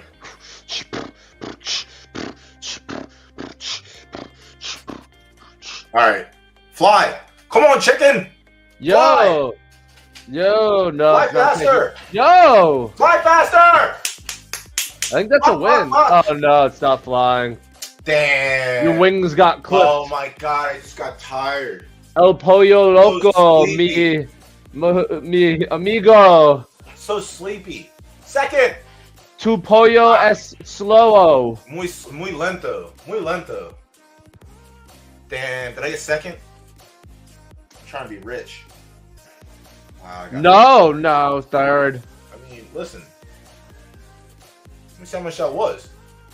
Damn, $5. Let's go. Yeah, you're kind of rich now. I might be the richest chicken player ever. That's crazy. Damn, I got beat by a lock and builder 100%. I got beat by 200% that are lower breeds than I am. Wow. Damn, that race was kind of stacked. Holy shit. 1, 2, 3. Grateful Coops was in there. Shout out. 4, 5, 6. Yeah, I really want to get into the VBA tournament. There were 6. I'm gonna win the 600 VBA professional tournament. Chickens in that race. It's not about you, bro. It's a team sport, all right? It's not about you. Well, my team to get in. All right, now it's a different story. Now it's a different story. You send that horse to Ronald? Oh, you sent it in the private chat? Yeah, get Ronald his horse. Let him get some action going. Ronald. The one thing we didn't touch on is My sweet Ronald. You're going to get this the sweet horse. They're running the Z51 to Z100 side by side with the Maiden on Sunday. What was the name of that horse? Fire or something or other. Ooh. Fire Tiger. Yeah. Is your stable Peach Aardvarks Let me ask him in. with a picture of a dog? If so, I just hit him up on dad. Discord. I don't know if he's still in chat or not. I should look. Ronald is still here. All right, I'm gonna send it to Peach Aardvarks. I feel confident in that. I do actually. I do. Okay, shoot, that is it. Okay, good. He forgot he made that. Yeah. Good. Your Aardvark Racing. Now you Over just there, got to get it. Damn, we didn't even. I don't think did they release the schedule for the next 2 weeks? I don't think they did. I was gonna say you can look and see when the Elite tournament is. So you register. So the good thing about your Z11, you can compete in the Elite tournament, which is conditional. You can compete in the Z11, the Z20 or 21 tournament when they have it, which is kind of nice. And you can breed to either get a cross for the cross tournament or breed with another, breed with a pacer and get a pacer for the pacer tournament. So you got a lot to go there. Mainly just running the horse first because it only has 3 races. So definitely discover it. And if you need help with if you need help with a website to get you going, always feel free to hit me up in Discord because Doughboy's got a few of those. If you need a website to get you going, I got a few websites to get you going if you need them. We'll talk about it in the Discord. We'll have fun. Good thing the Zed stream's over. Did you hear they arrested the devil? Yeah, they got him on possession.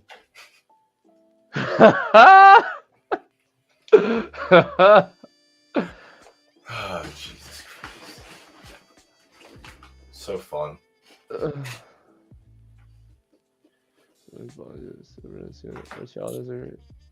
These are not funny. Nothing.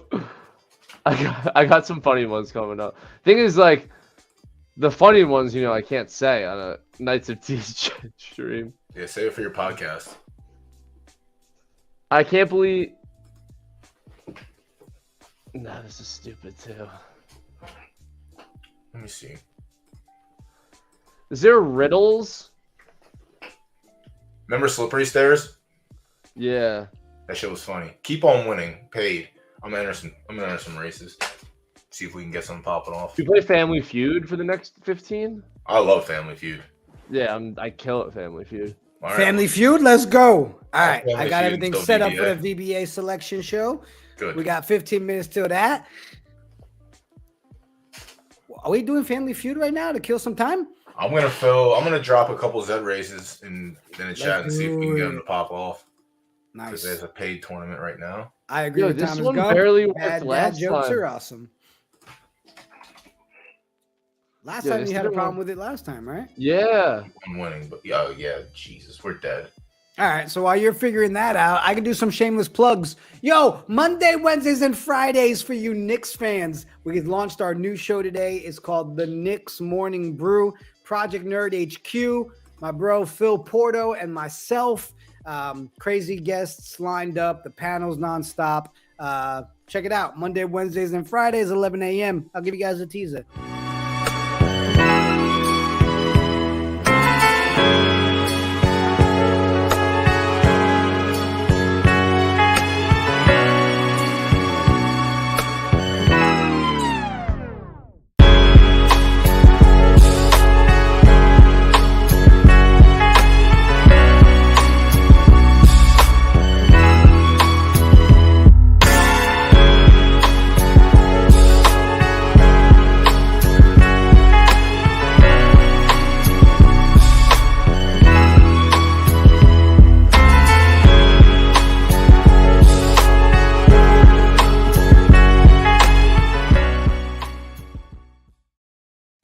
Yeah. Nick up! Nick up! Nick up! Nick up! Did you guys really think that we would like have basketball season kick in and not have like basketball coverage coming out? Nick up!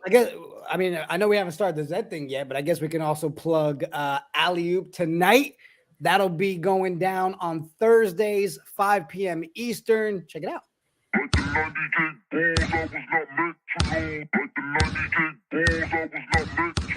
I'ma keep making moves, I'ma keep paying dues like the 98 Bulls. I am not meant to lose, so go and pull up my chair, cause I ain't going nowhere. I'ma keep making moves, I'ma keep paying dues like the 98 Bulls. I am not meant to lose, so go and pull up my chair, cause I ain't going nowhere.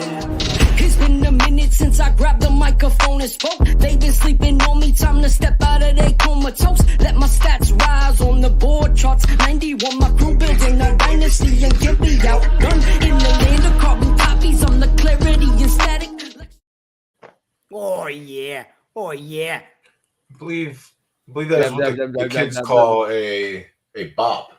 I believe That is a bop, my friend. That is a bop. That is a bop. And then we're going to also kick off on Thursdays at 4 o'clock Eastern. We now have Degen Dunk Sessions, Twitter Spaces covering all NBA. Come vent about your NBA team. Hang out with the Knights of Degen. Nick up. Basketball coverage in full effect starting today. Nick up. We got some races ready. I dropped one in chat. I'm waiting for one to schedule because it's all paid races currently, so they take forever to schedule. Nothing new. I got. Oh. Well, it looks like Dylan threw a TRV battle that he said we can pull up if somebody wants to pull that up in the chat. He's in the tournament. Is that your actual fighter, Dylan? In the tournament? I can't click on the thing in StreamYard. Like, I'm not on the Twitch. That's why I can't get any links from, like, when Ronald sent it or whatever. Oh, it is. Marigold is in that one. Okay. See if we can get to it. All right. Nix is on commercial. Welcome to Friday. Tonight we ride. People's in the chats. Who's no gamble, no future? Oh, yeah. All right. What up? Let's go. What the fuck am I looking at here? Are you still looking up trivia, Zook? Yeah. It's not gonna work, bro. Fun trivia. Is it truck or bust? Yo, Sporkle is the best. I'll bring up some Sporkle. Sporkle Is a Sports. truck a bus? A truck is a bus, that's for sure. Wrong. Clearly Let's not. go with...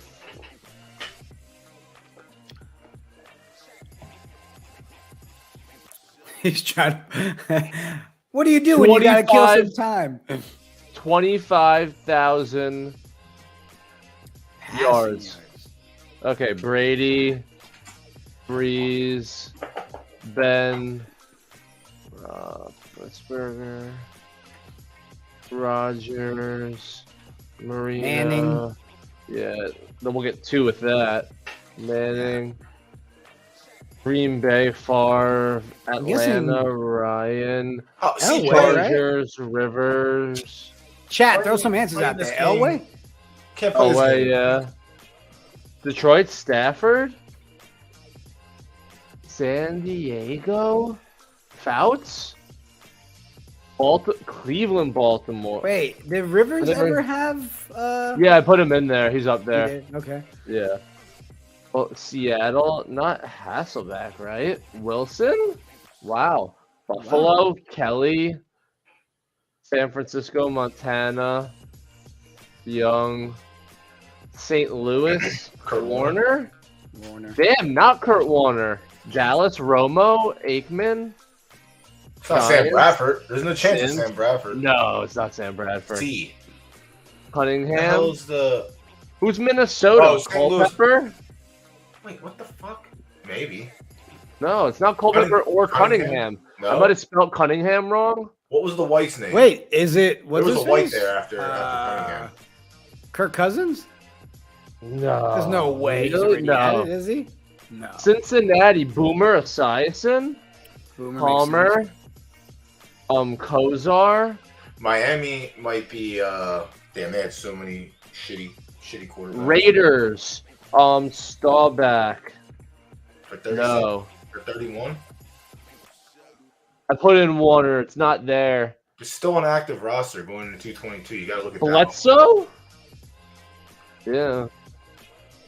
Carolina, Cam the Scam? Yeah. Yep, Scam Newton. Alex I mean, Smith? Joe Namath? Maybe down. Yeah, I think he's down there. Yeah. Yeah, there's Joe. All right. Bortles? Mahomes? No way, Bortles. I'll put it, but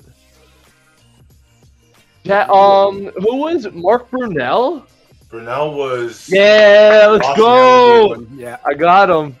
Washington. Who was the guy that was Campbell. Doug Williams? Doug Williams in the 80s. Campbell. Heisman? Yeah, let's go. Yeah. Seattle. Found another Hasselbeck. All right, should we stop this now? Yeah, You ready to Elway? Yeah, I've had enough. It's All right, literally Jim Hart. It's literally. Oh, Denver Flacco. Cleveland Fuck plus. us. Yeah. Flacco. Dalton. The Raiders Carr. one was easy because it's active There. roster. It's a dead Yeah, I kid. just didn't. I didn't have the attention span to keep All going. greasy. We would have gotten Flacco. I wouldn't. Oh, wow, Doesn't left. matter. It's What over. else is this? No, I wouldn't have gotten Jim Hart. Warren Moon, maybe. Dalton, yeah. Carr, yeah. Ken Anderson, no. John Brody, never even heard of. Len Dawson just died. Oh, I didn't even see Pitt. We would have gotten Terry Bradshaw. Yo, we didn't get Ron Jaworski Jaws. or Bob Greasy. I wouldn't have got him for Miami. I just had to start spewing off. They just honored that team. boys. They just honored that team Sunday night. The I team was that gonna won say undefeated. it's probably easy to figure out who it was because Yeah, if we actually sat there and thought about it and It's was like, Marino. who's Dolphins quarterback?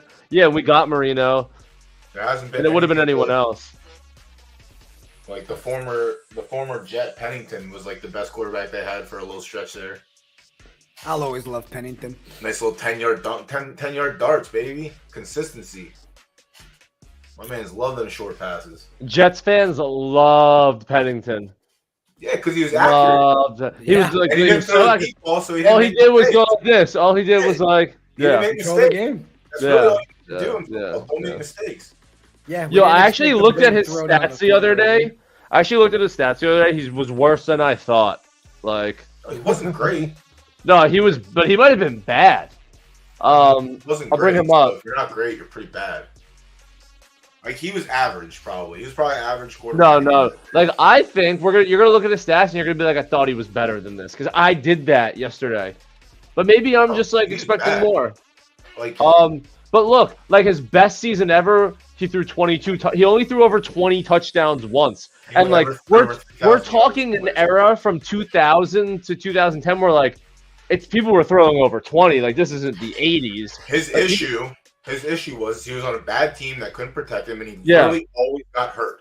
Yeah, Yeah, like his shoulder issue was was always hard. like, and Jigga would attest to this. Like if he was on those teams that Mark Sanchez was on, he would have done the same thing. Like he wasn't going to that win you defense was or different, though. he wasn't going to win you or lose you any game. You can Right, see he by was the a stats, he game barely manager. turned it over. Sanchez had Yeah. a defense. He had a good team around. Like these Jets teams were also bad, so it shined more light on the fact that Pennington wasn't like a game breaker.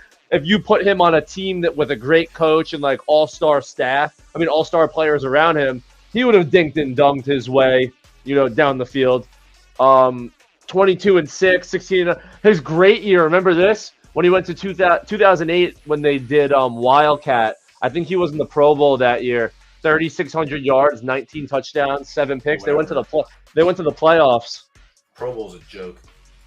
It's actual joke anymore. Didn't they say they're doing away with it and bringing It was back- less of a joke then, Yeah, though. No, yeah, less. It meant something. Yeah. Yeah, Oh, they're no, they're bringing doing back skills the- competition, which was better. Yeah, the Which skills was competition way better. Right? was like the Yeah. They're biggest bringing that fuck up back. they did. Yeah, they should. Yeah. That was Yo, the best part. dodgeball, No. the Olympic course, whatever that is, obstacle course, where like it was a rally course and they had to do like a rock climbing wall, jump over and under things. It was dope. Hey, Y'all are starting VBA at 9 sharp, right? Yes, not sir. sharp. I think we can start playing some intros now. You done for the night, Doughboy? I might be. I might stick around for a little bit to see the first team that y'all talk Well, about. Listen. I heard there's duck races. I want to see a duck race, so I'm gonna stick around for. All I'm gonna go grab another Red Bull. right, so Don't say let's those things on stream until we get paid. Let's for it. transition. Here we go, guys. That's how you do it. Get ready. We're gonna grab ourselves a drink. It's time for a little VBA selection. Let's go.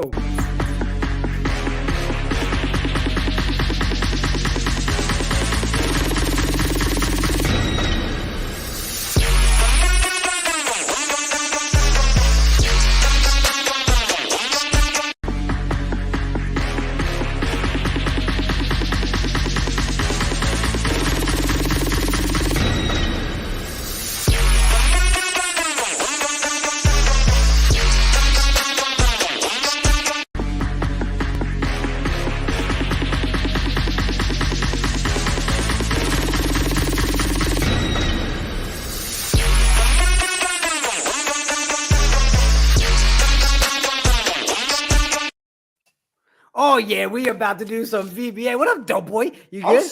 I'm sick, man. That little soundtrack was fucking filthy. It's But fire, it stopped. right? It stopped in the middle of the breakdown, which I know, stinks. I know. I want know. more. Like And we I should want- just play I that need some- song the entire night. Like that We track should every just time it stream goes off. where we play Where is that that track? song, your brother's track, like just on loop. Because I've had people hit me up in the DMs like, "Yo, who's that artist? Yo, who's this? Yo, what's the name of that song?" And I still don't They know. don't just I bring know you it's your brother. content. They bring you banger tracks Yeah, too. you gotta How bring you the doing? bangers, too. You have to have That's that. it. I see it now. What do you Bangers. guys think? We do a new show. It's just called like Strictly DJ bangers. That's Friday it. Night. We just Yeah, play we do music the entire time. 30, 45 minute segment of bomb ass tracks. I like it. So let's jump into some VBA, baby. First of all, how stoked are you guys for the KOD Invitational? Like the fact that we reached out to the VBA, their team is freaking amazing. Like you guys are used to me already at this point. When I have an idea, it's like that Dr. House moment. You let me talk through it, and then you just like, okay, he's gonna figure something out. To be able to just bring the idea to them and for their team to be so supportive and bring this thing to life. I mean, I don't know about you guys, but I think this is gonna be a banger. Yeah, it's gonna be fun. I hope to get picked so so I can win it. 32 people entered, 16 will be picked. So I love that. Jigga, we were talking about that before. It's legit a 50-50 split, which makes it so dope. Like the selection, it's random. So the 50-50 odds is kind of a banger for amount of odds. This is dope because this is a little teaser, not only for stuff we're gonna throw, but also it's great for the VBA because they're also doing an end of season tournament. So this is gonna be people's first experience with a tournament, how that works, different strategies potentially, and just a thing on top of the normal gameplay. I'm sure there'll be other tournaments, other great things. So we're excited to kick it off. And what better way than with a selection show? Yeah, and you know what? I did see they put a little tweet out, a little spoiler from the VBA, right? It says, "Hey, if you're interested in throwing some of these things, our DMs are open." So it sounds like we might be onto something here, people. Yep. Don't threaten me with a good time. Don't you Yeah. dare. Now listen, I looked at the names that registered. We got some of the top dogs in this thing, Zook. Yeah. Like for real, for real. Well, it's 9 o'clock on the dot. I believe we got a guest backstage, right, Zook? Do you want to bring him up?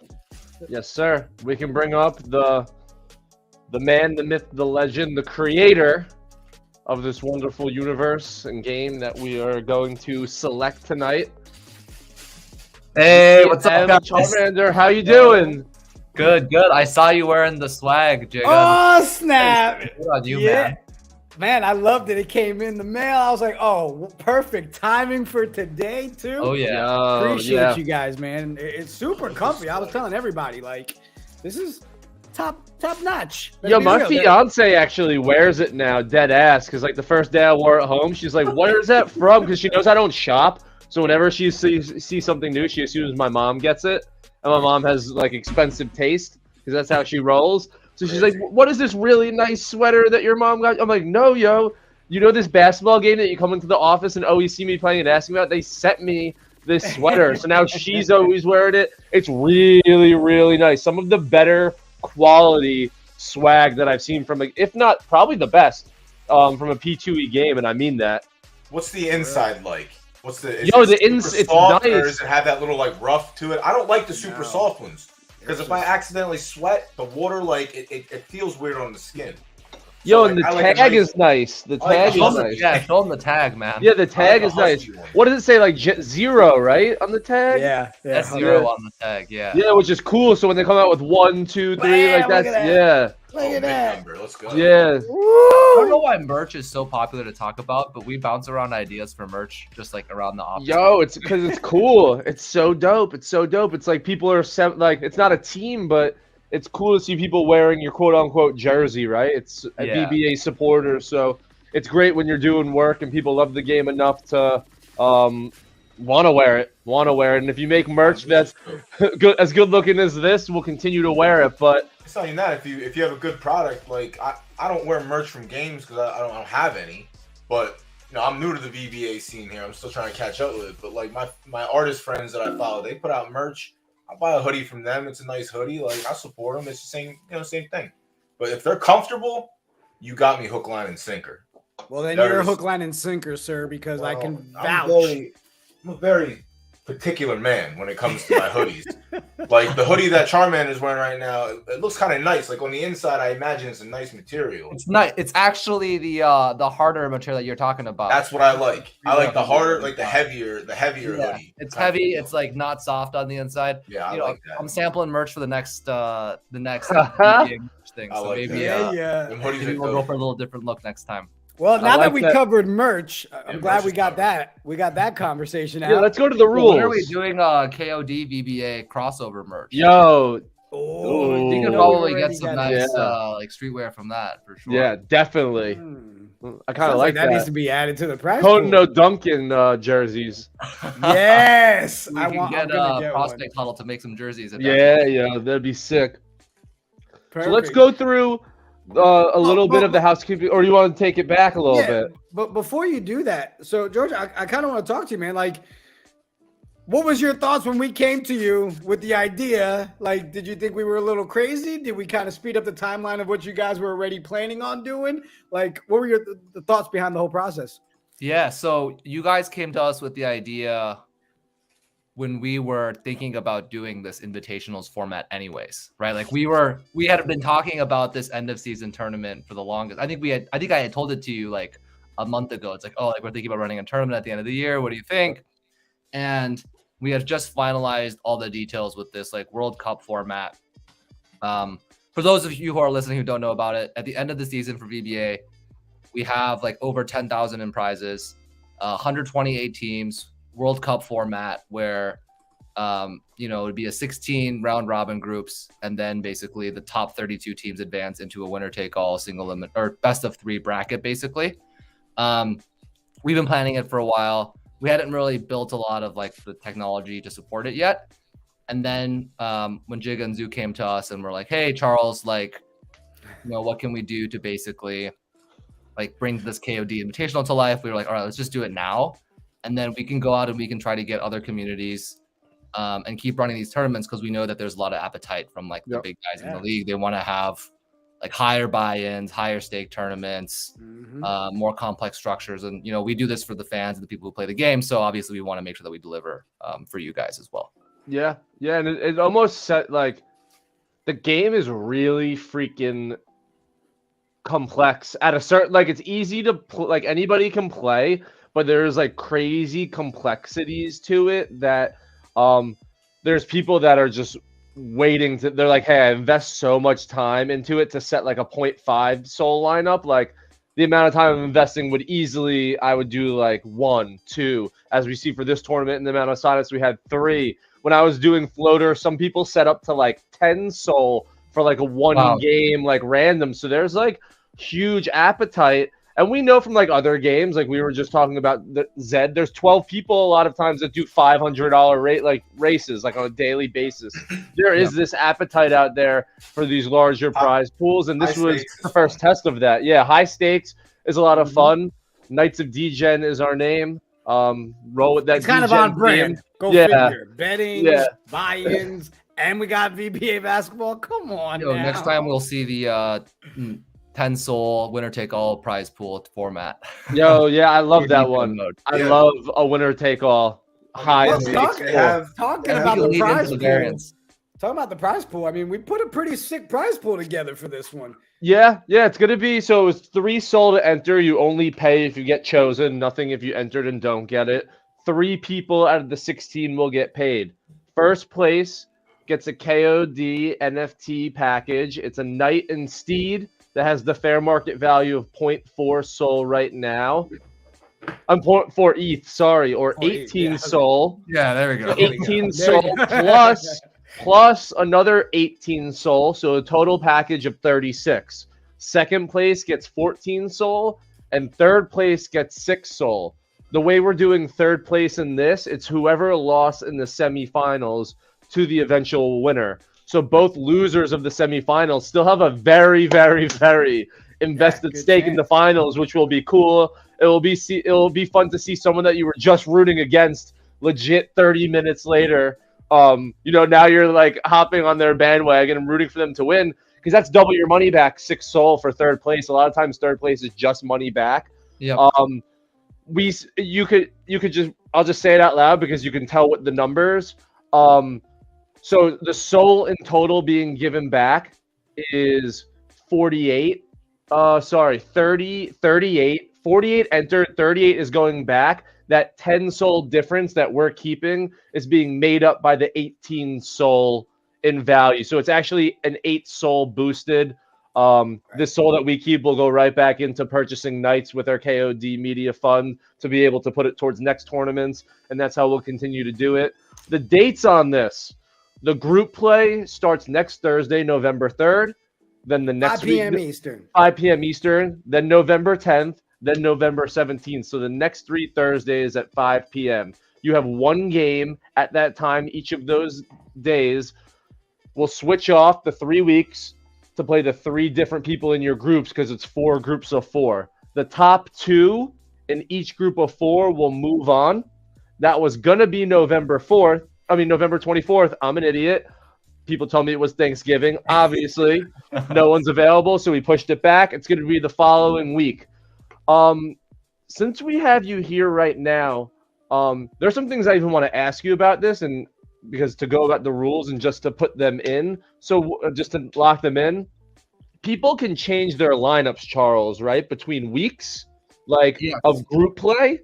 And how will they enter teams for that guys? So this is exciting. So we've been teasing moving more towards a lobby system for a while now, right? People have been asking for, why do I only have one lineup per team? I'd love to be able to manage multiple lineups and enter multiple contests at once.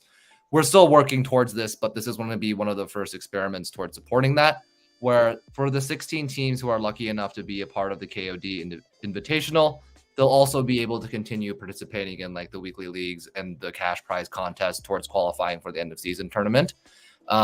This obviously, if it works, is setting the foundation for us to have multiple teams at once. Yeah. So what we have generated is we're going to generate basically a custom KOD Invitational link for everybody, and they'll be able to manage a separate lineup for that specific tournament with the same wallet that they have for the rest of the games that they're playing in during the regular week. That's so dope. So for those 3 games, you'll be able to change up the lineup.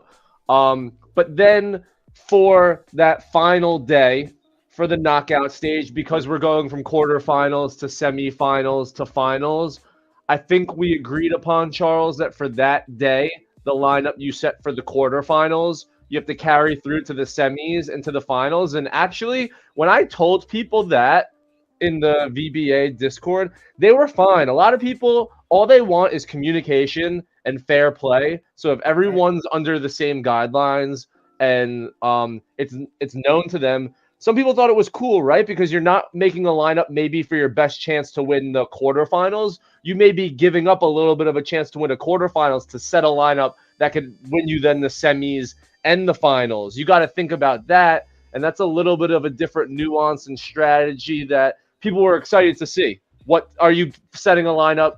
You don't care about the semis or finals. It's, hey, I just got to win this first one and see what happens after that. Or, hey, let me see who I could play down the line and maybe take a guy out that can help me here because this other guy can help me in the semis. So what you're saying is you technically can play this like Aaron Boone does in the playoffs. He only plans for the next game and doesn't worry about winning the one that we're in right then and there. Yes, very much so. All right. Got it. All right, just make sure. So, George, how happy are you with the turnout? I mean, I think we did all right, man. Right? Quick turnaround with 40 registrants. Not too shabby, man. 44 we ended up with doubles, but it ended up being a little bit more than 30, which was great. Yeah. There are a lot of people who have multiple teams who I know enter in the cash contest each week that didn't enter multiple because they saw we were going to filter it down to one per person anyways. Right. I think that number could have been easily double. Yeah. And then the second thing I want to say is I'm really looking forward to the set your best 5 and go format. I think it's going to be a lot of fun. I think we're going to see a lot of new strategies. I think a lot of people get in their heads about like I know this guy has really good shooters on his team. You know, I'm going to play like good perimeter defense. Or this guy has a lot of like slashers and post, I'm going to play really good interior defense. And now it's like, okay, I need to plan 3 games ahead. What are just my best 5 guys? And like, it adds a little bit more variance to the equation, basically. Yeah. Which people might like, some people might not like. Yeah. I think the overall consensus was everyone was like, hey, as long as we know about it and everyone's doing the same thing, let's ride with it. And it's so different than if they were. And we'll ask that when we're live on stream, right? In the semifinals, one thing that we're going to do for breakdowns is, hey, if they were allowed to choose and change their lineup, what changes we think they would make? Or, isn't it awesome that we were asking why they played this player in this matchup? Now it makes sense because we see it in this one. So there's going to be cool things, even from a talking standpoint, to break down with that. But we covered the rules, we covered the dates, we covered the format. So I guess the next question is, do we start off with highlighting some of these top players that are going to be involved? Or do we go ahead and say, you know what, let's go ahead and find our first 4 entrants and get some duck races going? Yeah, because we're only going to highlight the ones of the teams that make it. So let's get the first 4 going. And then we'll look into that. Like we were saying, it's 16 teams. Each 4 is in its own group. So the first 4 we choose right now are going to be in their own group. We'll choose the 4, and then we'll go down the line and break them down one by one. But this will be the first group, first region. Duck race will decide it. All right. So before we start the duck race, I guess maybe we should share the 4 regions, right? Yes. Ooh, I forgot. And we know which ones we're filling in. All right. So do you have that pulled up? Let me pull it up. Is there a graphic? Is there a sweet graphic for that? That will be premiered on Thursday's episode of Alley Oop Tonight. The show's going to have everything on there from the bracket to each player's rosters. We got a lot going on, and it might include Zook and I with 3D night helmets on the entire show. I don't know. There's a lot of weird things going on for this. Whoa. You has that mess up again? Yeah, what the hell was that? All right, so what division do we want to fill up first here, Zook? Did we do White Man Can't Jump? Is that the first one? So, all right, we'll share it one at a time. The first division we're filling up. The first 4 will be to fill division White Men Can't Jump. Great movie. Made Jeopardy cool. Excellent movie. All right, let's set this. Are you doing a 40 duck race? Like, how is this duck race happening? So, I'll show you. Here we go. So let's pull this up to share on screen. And what are the odds on each of these ducks? You know, anything can happen. It's crazy. So we're gonna make them shorter races since we need 4 of them. Okay. Pull this up right here. Make Zook pull his hair out. Add to stream. Ladies and gentlemen, So there's 32. here we go. All 32 ducks are in the race. Wow. When they get put in there, we take that one out and we'll run it again. So for the very first race, for the first team that will be entered into the White Man Can't Jump division, what we got Yeah, here? there's a Rudolph duck. That's crazy. And a George Christmas Washington duck. Oh damn! A Spider-Man duck. I don't. No, don't win, Spider-Man. I hate this. Make America dunk again. Oh my god. We have a team. We have a team that's Make America Dunk again. Yo, I think Yeah. that's Z-Man, who's my guy. And Z-Man Bamontes. yeah. Oh, let's go. That's the All right, so that's the first one. Write these down, Zook. Yeah, I did. Second team in division White Men Can't Jump will be. Come on, Rudolph. Right now, you're hoping Rudolph Oh does my something. God, Uh-oh, duck. PJH. Oh, he's Here we close. go. Jeff, here we go. He's the congressman one. Off meta.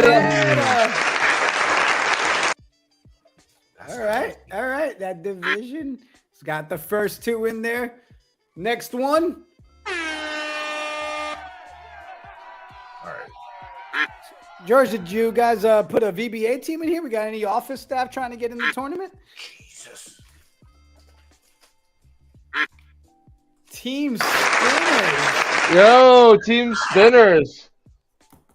All right, and one more to complete the first division will be. Start it up. Wait, who got that one? Team Spinners. Yeah, good.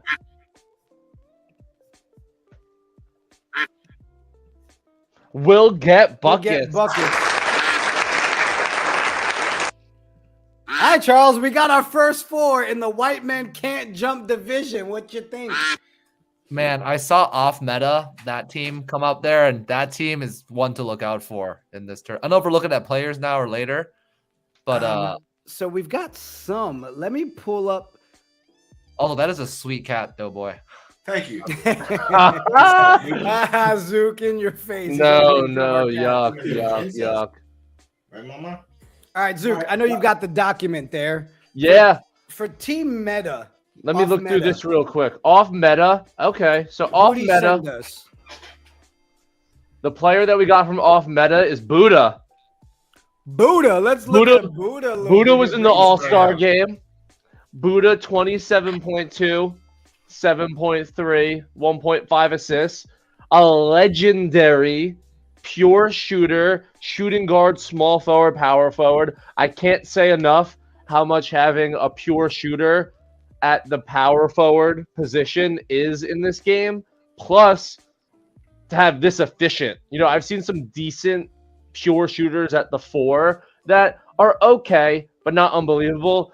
This, I mean, he's shooting 48% from 3 with his new team off meta. It's one of the best shooters, if not the best in the game. And he was in the All-Star game. So He not a killed surprise in the his favorite All-Star player. game, Yeah, and too. this is one of those guys with shooting variance the way it is. If he were to get hot, he could win this whole tournament for off meta. He's one of those players in a game of where shooting variance is the number one thing that could probably win you or lose you a game besides matching up archetypes. This is one of the guys. He could easily go 10 for 15, 3 straight nights on Thursday. And nobody would be shocked. So the people in this bracket probably are not as excited to see him as we are. No. Well, I don't in know a many three-game round robin, anything can happen. Yes. I will say, let me read off. Can I read off his last 10 game? Yes, total? please. Just look it Yes, up. please. 45, 32, 37, 35, 35, 49, 35, 29, 32, and 46. He has one game under 30, and he scored 29. If there was ever and that's what I'm saying, like if there was ever a Jimmer Fredette type player, like this is the player you want in that type of tournament in a 1-game playoff. Just the shooting variance is there. We He's just a read the stud. last 10. That could easily be 7 in a row in a tournament. Now I'm looking at Team Spinners players, and I'll bring up his legendary. Who did he send us? He didn't send us Oh, one. okay. But I Yeah, so looked look at his at his players, legendary. and he's got Ming Yao, who's a legendary 3-and-D wing, a 3-and-D wing with capability at the center. Incredible, an incredible way to match up against people's love of interior defense right now. You put it in there, you don't lose too much of the defense or rebounding because look at what you still get. And then you get that 16 points on 44% shooting. And the nice number you like to see here on the Spinners team is 9 threes. So this guy is shooting threes. So sometimes you have these stretch bigs who are only shooting now 3 or 4 threes. So if you put them at the 5, they're not fully taking advantage of playing a rim protector. Ming Yao is going to do that. Plus has the ability to slide all the way down to a 3 if the team's best player is there. So an ultimate team guy, the player to highlight from this. And, you know, seeing a player like this will probably keep off meta away from putting Buddha at the 3, right? Because you would never leave it up for a chance for Buddha to cross over with Ming Yao. He'll keep Buddha at the 1 or the 2, keep him safe and away from Ming Yao. And these are the 2 legendary to watch out for. Make America Dunk Again will get buckets. Did he give us one? No, but I could type it in. Let's check. We'll get buckets. He is a legendary as well. Okay, here we go. Goat scorer. People like to complain about scoring guards, but I will say at the higher rarities, the scoring guards are quite good. Like the thing about the game is that I think some players like are good regardless of rarity, right? Because they're like a defender for like a rim protector will service you fine, right? As an underdog, like you don't want him taking a lot of shots. Yep. He has his job and he just knows his role. There are other things where it's like, okay, if you have an elite scoring guard, that's an elite player versus like I don't want an underdog scoring guard because he's gonna miss a lot of shots. That's just how basketball is though. Like scoring guards are just like that. I like a scoring guard because it's for, I don't say this in a bad way, but it's very risk averse in the sense of like you would want to play pure shooters against a certain type of defender. You would want to play slashers against a certain type of defense. If you're not kind of sure which like matchup or archetype your like opponent's going to play, if you're playing someone who switches up a lot, the scoring guard who may not be the best against anyone probably isn't the worst to go up against any defense either. So it kind of keeps you in that case. Again, another example of we probably will never see GOAT score when they go up against team spinners at the 3. We will see if they'll match up. Maybe he'll match up against Buddha by happenstance. I would have to see the defensive stats on those that I don't really have in front of me to see if they would want those 2 to match up against each other. But 3 legendaries carrying this one, and we'll go to Make Dunk America again. Last team. I'll say this is a team that I want to try. I haven't tried it yet because I haven't bought the players for it, but maybe I will. I want to play 2 legendary scoring guards and 3 defenders and see how that team does. Okay. I'd like to see how that works out. WAGMI doesn't play exactly that. WAGMI plays sometimes 2 defenders, two interior defenders, a defending guard, and 2 elite scorers at the 2 and 3. So not legendary, but does it with elite, and it's a very good team. Here's Make America Dunk Again. Let's look at Gary Payton. Gary Payton, his highest scoring rare, point guard, shooting guard potential. So this is the guy that will probably be going up against those legendaries we look at. And in tournaments like Gary Payton. And in tournaments like this is what we root for, right? Like we are going to see this guy going up against the legendaries, and we're rooting for him, you know, to take him on, and could catch fire again with that high field goal percentage. We'll be looking to see if the teams are playing interior defense or not, and if not, we'll definitely be seeing Z-Man play him. You can see with Z-Man's roster, he's got loads of players, and I know from talking to him, he's a big matchup guy. So he's someone that you legit got to look at the whole roster. And if you're playing him as an opponent, you're throwing out your just best team because you don't know what he's going to throw out. So even if you're – oh, here we go. I missed this one. Ashland. There's a legendary in here. Here we go. Okay. So not as prolific scoring wise when you look at just overall average, but when you bring in the shooting percentage, which is nice. A nice player again with power forward capability has the position to go away, from some of the other smaller ones. If it wants to stay away from the 3 and D guard legendary we saw in this division, it'll have to run to the 2 spot. So we're going to see a lot of mix and matching between these legendaries that have 3 positions and see which are the type of owners that say, hey, I want my best to take on your best, or hey, I want my best to take on your worst. I want your best to take on my worst. And let's see who takes advantage of the other team better. And that's just the type of person you are. Technically, if you have a legendary and I have a legendary, I want to put them up against each other.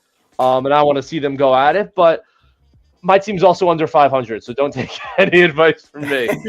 If you look at this player's career averages, this guy's almost a 50-40-90 guy. He's getting there. If you look at the top line here, 51% field goal, 36.6. Yeah. Free throw. And that's nice.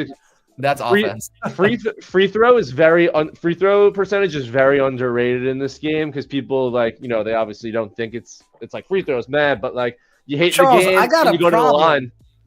I've got a problem, Charles. Every time we do any VBA coverage, I end up then signing off of the show and spending the next 3 hours trying to negotiate, trade, and buy every VBA player there is. Seeing these guys here, I'm like, I want every one of them on our team. Like, what do I got to do? These legendaries are running really expensive right now. Yeah. I traded my legendary. Oh, for how much? Can I ask? 4 rare plus 1 other player. Oh, wow. Okay. 4 good rare and another player. And so now all my lineups are 4 rare, 1 UD. And I've been having a lot of success with that. Because of that trade, I now have a lineup that fits like every archetype with that. And It's just my legendary. I struggled with filling. I wasn't smart enough to fill in a 6K player in an 18K lineup and make it work. I was just being super dumb with it. That I just needed, these 4,000 players that I can fit and mix and match. And the 4 rare, 1 UD, I think is a really, really good strategy that more people are doing. Yeah, I agree. I like the 4 rare strategy because you don't really have weakness as much. You can fill up every single weakness that way. And you can find 1 UD that doesn't I have 1 UD of every type now that is just good enough. Sometimes if you go into the 2 or 3 UD, you may have to go into the bag and the bench a little bit. But to only have to use 1 in any lineup, and you might have to spend a little extra, but you can get an underdog that's more of a special type player if you're willing to pay up a little bit, and it's worth it if he's your only one in the lineup. So it's one I recommend. But no, legendaries to see the legendary in the lineup is just a sick feeling. And we have 1 on each team in this division. So that's the white man can't jump. Make America dunk again. Off meta. Team spinners. We'll get buckets. 4 teams that will be carried by legendary players. Let's see if any of them can have some legendary moments over the course of the next 5 weeks. Next division. Which means next division we'll fill up is the Space Jam division. Let's go. And then I've got questions for Charles after we pick these 4. Let's pull it up. The next 4 racers.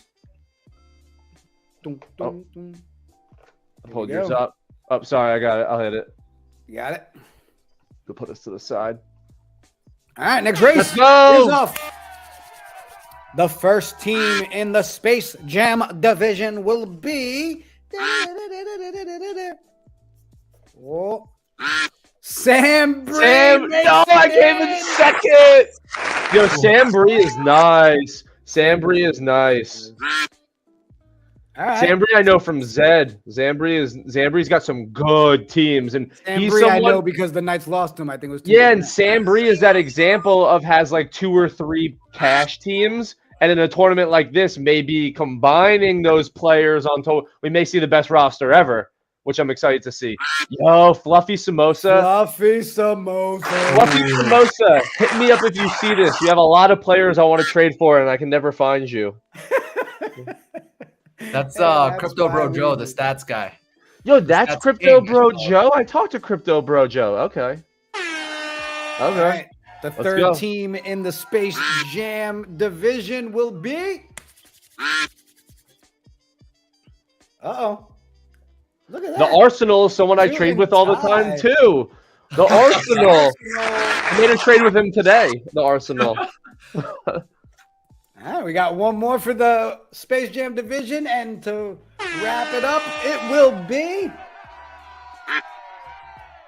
Yo, this is a pretty tough division right here. Yeah, it is. It is a really tough division. Team Arbitrage. Wow, let's go. All right, Team so Arbitrage, the first one to register too. I love that. yeah. This guy So- saw it and was like, I'm in. So there's really two players to highlight here for Sam Bree, and it'll be interesting to see if they play together. Sorry, one is an elite and one is a legendary. So when we're talking about salary cap, that's an interesting thing because that would take up 11. Anton Jameson, a new legendary, like you were saying from packs that were just taken, a 0 seasons of experience, post scoring big with small forward, power forward, center capability. Holy shit is the only thing to say about this player. Wow. This isn't paid against good teams, I'm pretty sure. Played against or Sam can- recently. And Sam look at this. Bree, I would like that person. And right look now. at Michael Petrus. Michael Petrus kills me. Look, 32 points right here against me. This is a small forward with 2 seasons of experience. I kind of want to trade for 13 soul for this player.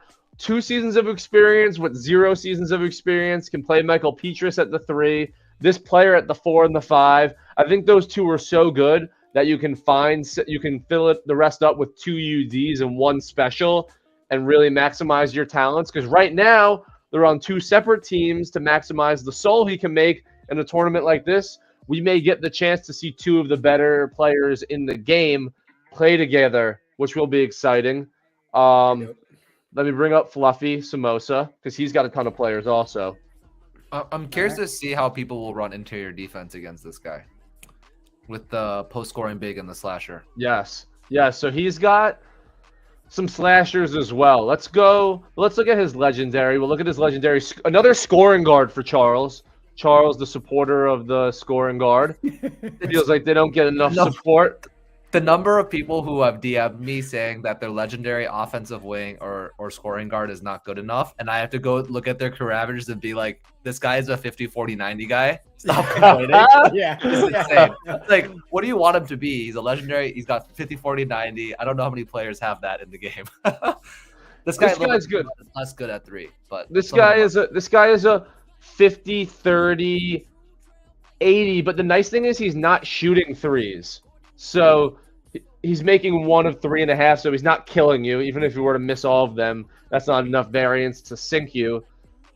A legendary that goes across 3 lines now. Tough to match up with, and these are the scary games where a lot of times you just have to submit your best team because you're not going to be able to match up with a team like this because you have no idea where he's going to play them. You can look at past matchups, may not even mean anything. So Vlad is a player to watch out here, along with Will, who's a pure shooter who right now, again, they're on different teams. They're on different teams, but again, in a tournament like this, can be combined. 2 legendary then would have to be surrounded and survived, I guess, with 3 UDs. Another player that can go across 3 positions. So if he was to put these 2 on the same team, it would be almost impossible to draw up perfect matchups against him because he'll just move them around. So definitely an interesting and tough team to get on your side. Arsenal. I just traded with Arsenal. Shout out to Michael Young for this website. Yes. He has saved us so much because we would have eventually had to build this at some point. But for now, Michael's carrying us on this front. So appreciate you, man. His favorite player. He's got Liam, right? Yes, Liam. Yeah, he sent over Liam. Liam Rogers. Wasn't Liam in the All-Star? Liam Rogers was in the All-Star game. He doesn't lead the game in field goal percentage anymore because I think that's a new player. But for the longest time, if you went on M. Young's website, at the top where it says the leaders and stats, Liam Rogers was the leader. And he's an underdog, so the fact that he's only taking up 2,000 is like, it makes you think in a game like this. Like, we all know that legendary is scarce and legendary is legendary, but is a good UD that plays as good as an elite just as valuable when it only takes up 2,000? So Liam Rogers, because of that flexibility that he brings, his flexibility isn't across positions with 3 positions, even though he can play 2. His flexibility is on the salary cap purpose, where now the Arsenal can fill it up with, this can be 4 rares and Liam Rogers, and think about how good of a lineup that would be. Yeah, that's pretty sick. I love the Arsenal's team. I think he plays a similar strategy to Yuzuk. I see 1 elite and 3 we talk so rares. much. We talk all the time. We trade. I traded him. I traded him an elite. We traded 2 rares today. He's got a bunch of rares. This is one of the players that I traded him. Denzel Darkside. It's a stretch big. To complete what I'm trying to do, where I can really play 4 rares and 1 UD, I needed a playmaking big, because I have a really good rare pass first guard. I thought Denzel Darkside was a tad bigger, so he threw in a pure shooter at the 3, who then I played for the first time today and had like 38 points, so I was happy. But Denzel Darkside I love. Nothing bad to say about him, just I have players that overlap at that position. So this is another one on the Arsenal that if you play some interior defense against, he has the potential to throw at you for the 3-pointer, and with it being a rare, and he likes to run the 4 rare, 1 UD. A good team. All these teams are great, but another one. Just another one. Was that all 4? No, now we have Team Arbitrage, who I don't think, that's Keith and Kevin. I don't think. Something? No, but their best player is Crimson Leonard. Crimson Leonard, yeah. He was on live stream, pulled with us. A slasher. Don't know how close they're looking at archetypes yet, so I don't think they're sitting him against interior defense. Is he struggling? I'm not sure. You'd have to go through the games and kind of see which ones were interior defense, which ones aren't. I don't play a slasher against interior defense. I just don't. There's no GMs who's either there's no GMs I haven't traded with or have reached out. There's people who I say, yo, and they literally write back to me, which of my players are you looking to get? So this is a slasher. Again, some people are, if you're my best player, I don't care. I'm ride or die with you. Jigga's like that. And the Knights of Degen have one of the best records on the platform. Some people are archetype.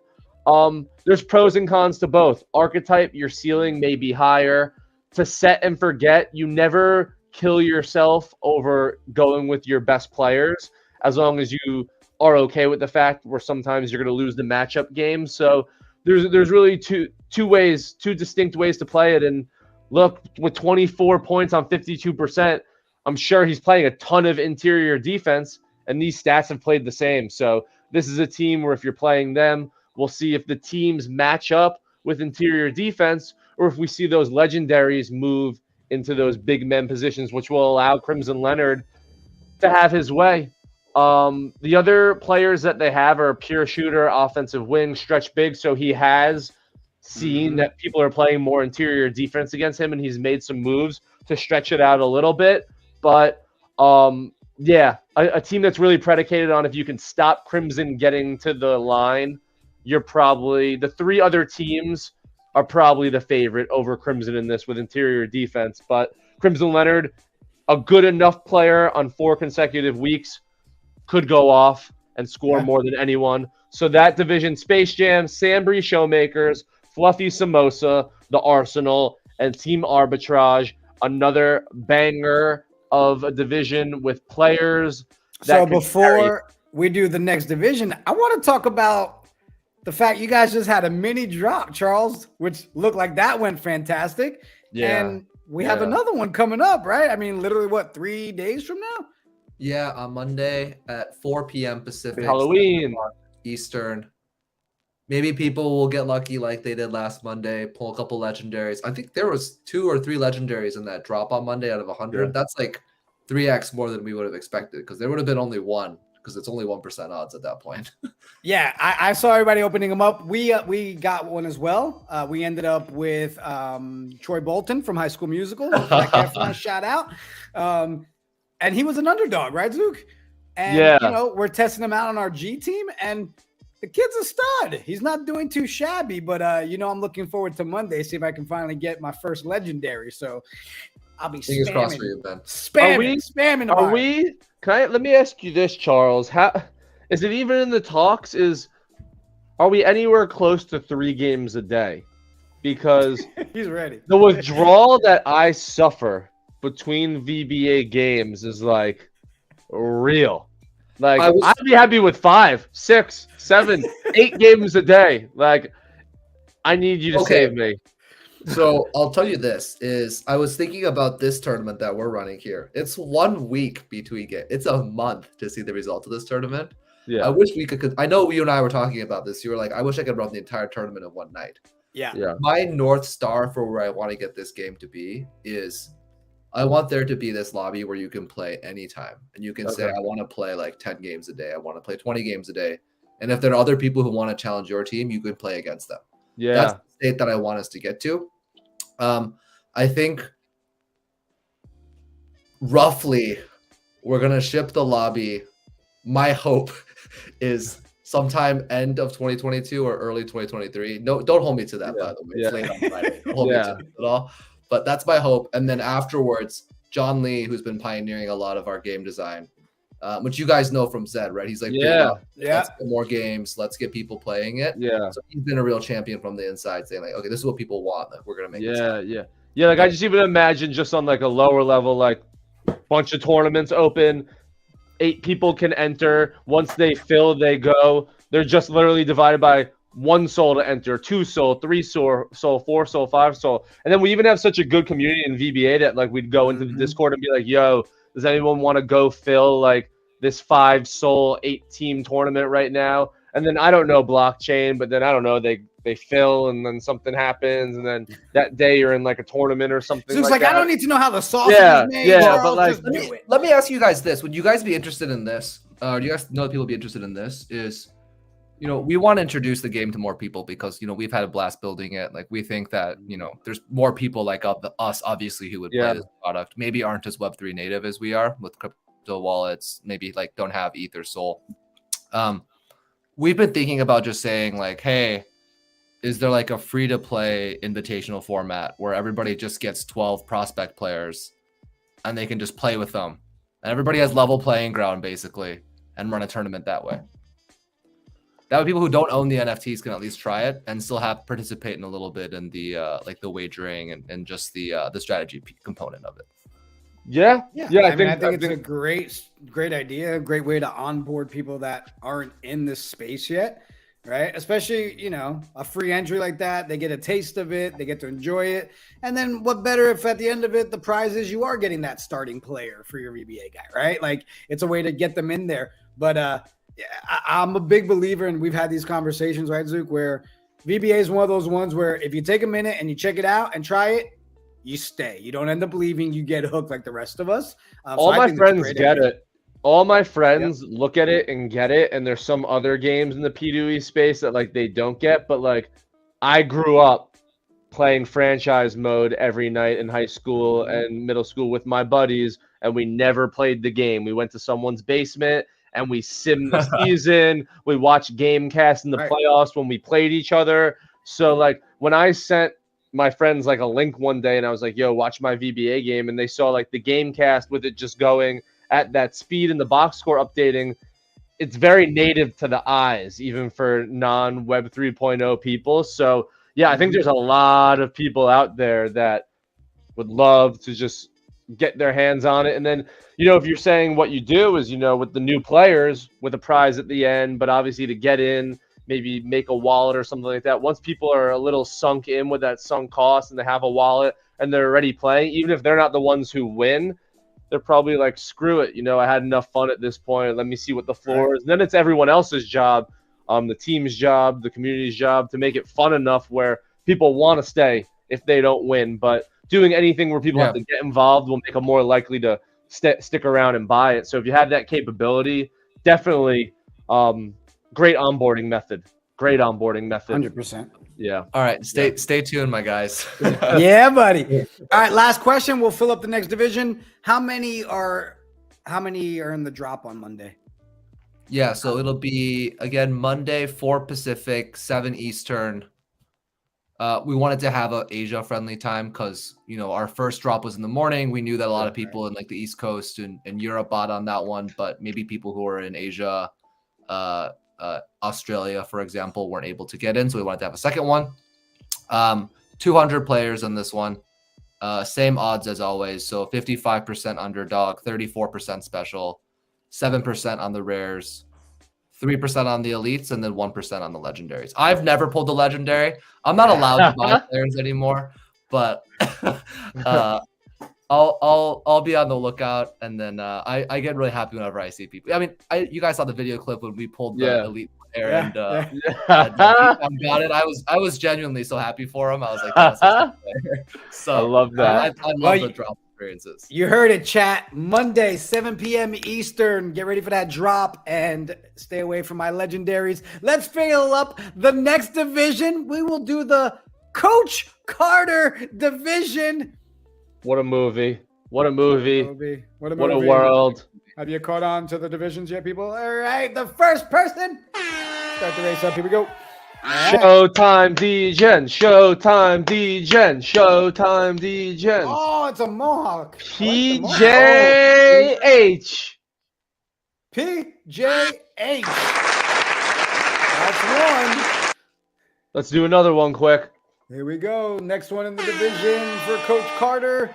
Second team. He's going to be one of the more interesting teams because Peter has like 50 million teams.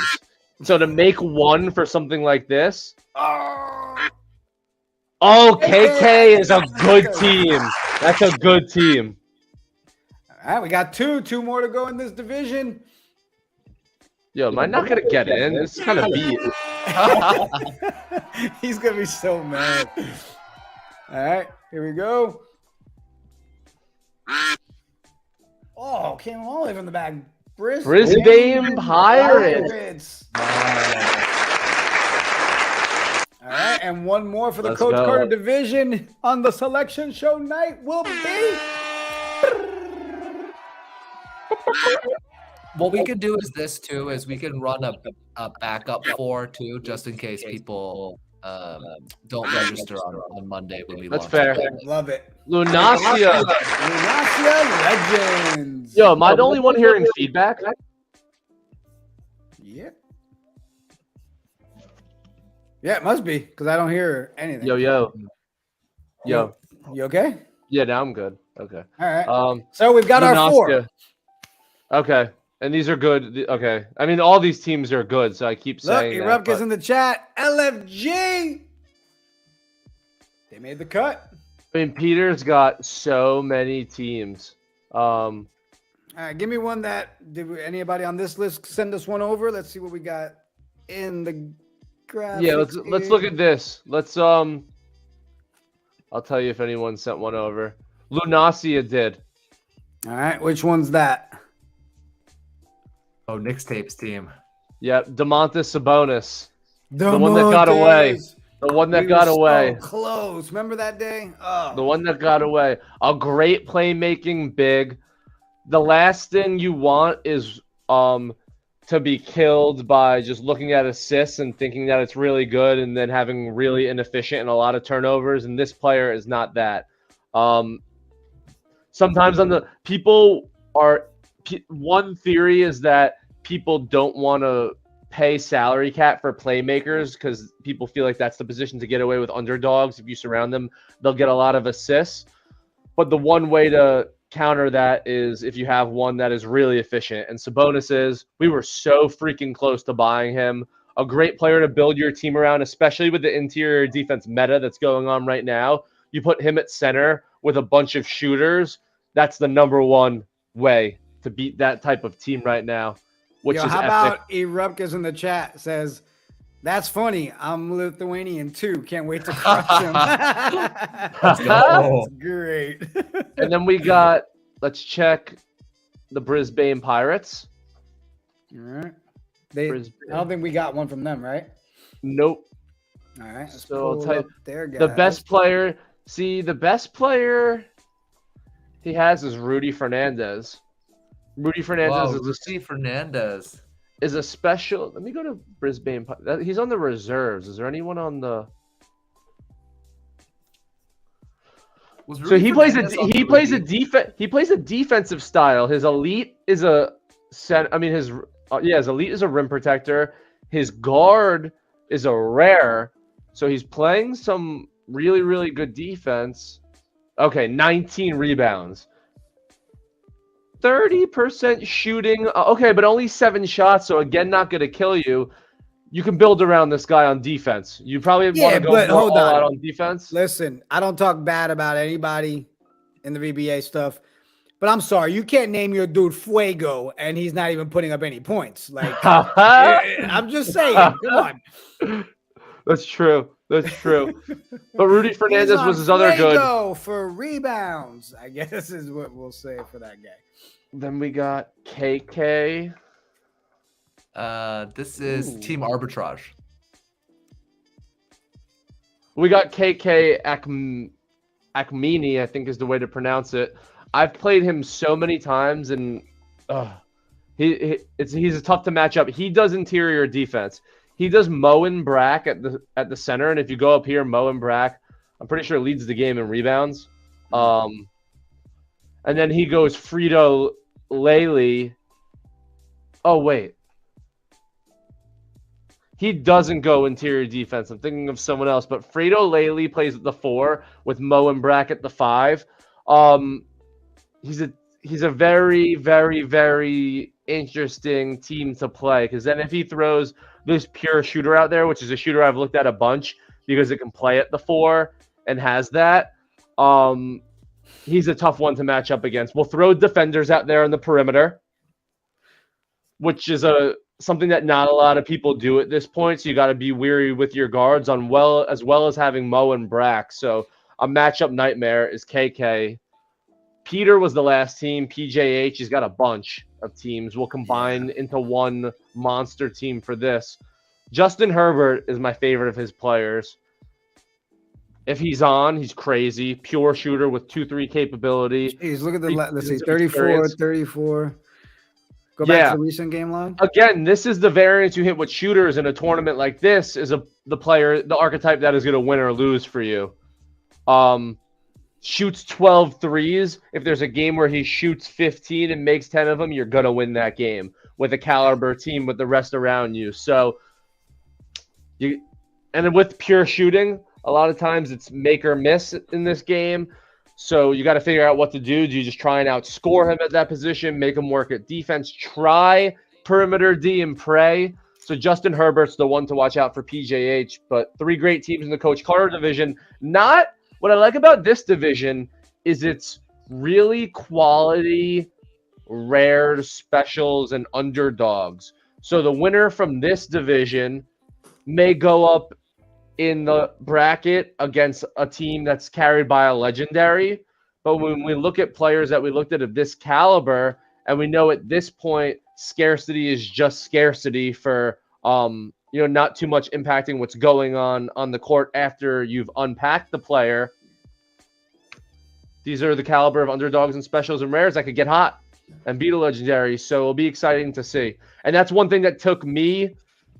I would always say, a lineup with legendaries, lineups with more elites. Like, that's how I was ranking lineups who had the better and prettier colored backgrounds. But it's archetypes, man. And if you have the right type of underdog against the right type of special or rare, you can take this game. Jacob Toma, trust me, brother. I don't need to remember the name because the name is the last name I think of before I go to sleep some nights. A pure shooter with 3-4 capability that has put me to sleep in some games. All right, well, that's another solid division right there. That's a cool division. Right, so let's knock out the next 4 for the semi-pro division, and then we'll run another 4 right after, just in case we don't. Yeah, first 4 out. Pony up. So let's knock it out here. Let me move us to the side. Showtime D-Gen. Showtime D-Gen. Showtime. Number 1 for semi-pro.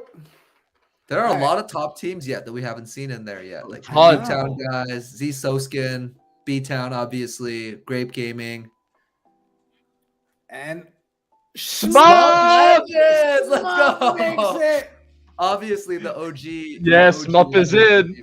Smup is in. And the type of team he can build for something like this with all of his rosters. Oof. It's a killer team. All right, next spot for the semi-pro division. I was glad to see Smup get in there. Uh-oh. Who's flying? Who's flying? Alf Lady Deathstrike.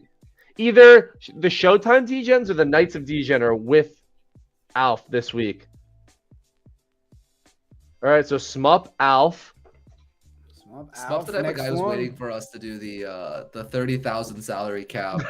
Yes, yes. 30,000 salary cap, 50 soul. Buy-in game. Where it's like $1,500 to play. Showtime Degens! Oh, Showtime Degens! Let's go, baby! Come on! Come on! Come on! Come on! I'm in! I'm in! I'm in!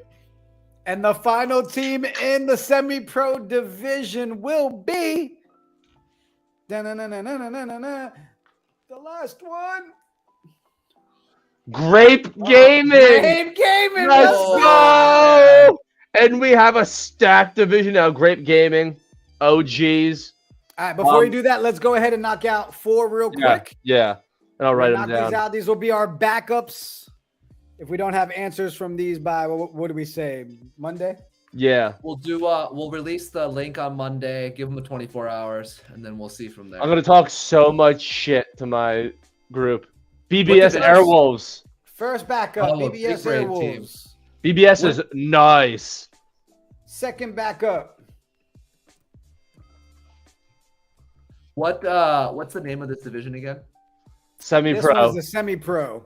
Semi-pro. Yeah, a little Wolf Ferrell action. Come on. So if Knights of Degen get on this next up list, don't be surprised if a few people above them go missing. We keep it fair here. Yeah. Hardwood was second backup. Hardwood's, because I trade so much, I literally am scouring MJ Informatics and M Young's site. I know every single one of these teams. Oh, B-Town! B-Town got the backup option. All right, and the final backup option goes to. Come on. That's true, Jason Wright. In my division, Smup and Grape were the all-star captains. They're going up against each other again. Dark Blue. Dark Blue 3. I think they have a few teams too, so could be a combination now of the best. But let's go back to the semi-pro division because Jigga, we have 2 Set You graphics. One is mine and one is Alf. Go to, let me see. Smup's player that he loves more than anyone else is Denver Mello. Denver Mello. Pull him up. Let's talk Denver. Look at that. 16-point average, 12.1 rebounds, 1.1 assists, and a 3-and-D wing. Another, and why he is sick, another legendary that can go across 3 positions. But as we saw with the last 3-and-D, that was small forward, power forward, center. Some people that are playing defense would rather just put a rim protector at center to get the interior boost with a versatile wing elsewhere. Denver Mello's 3 positions are a crossover at the 2, 3, and 4. So if Smup is and I'll just say personally, my best guard is a 2.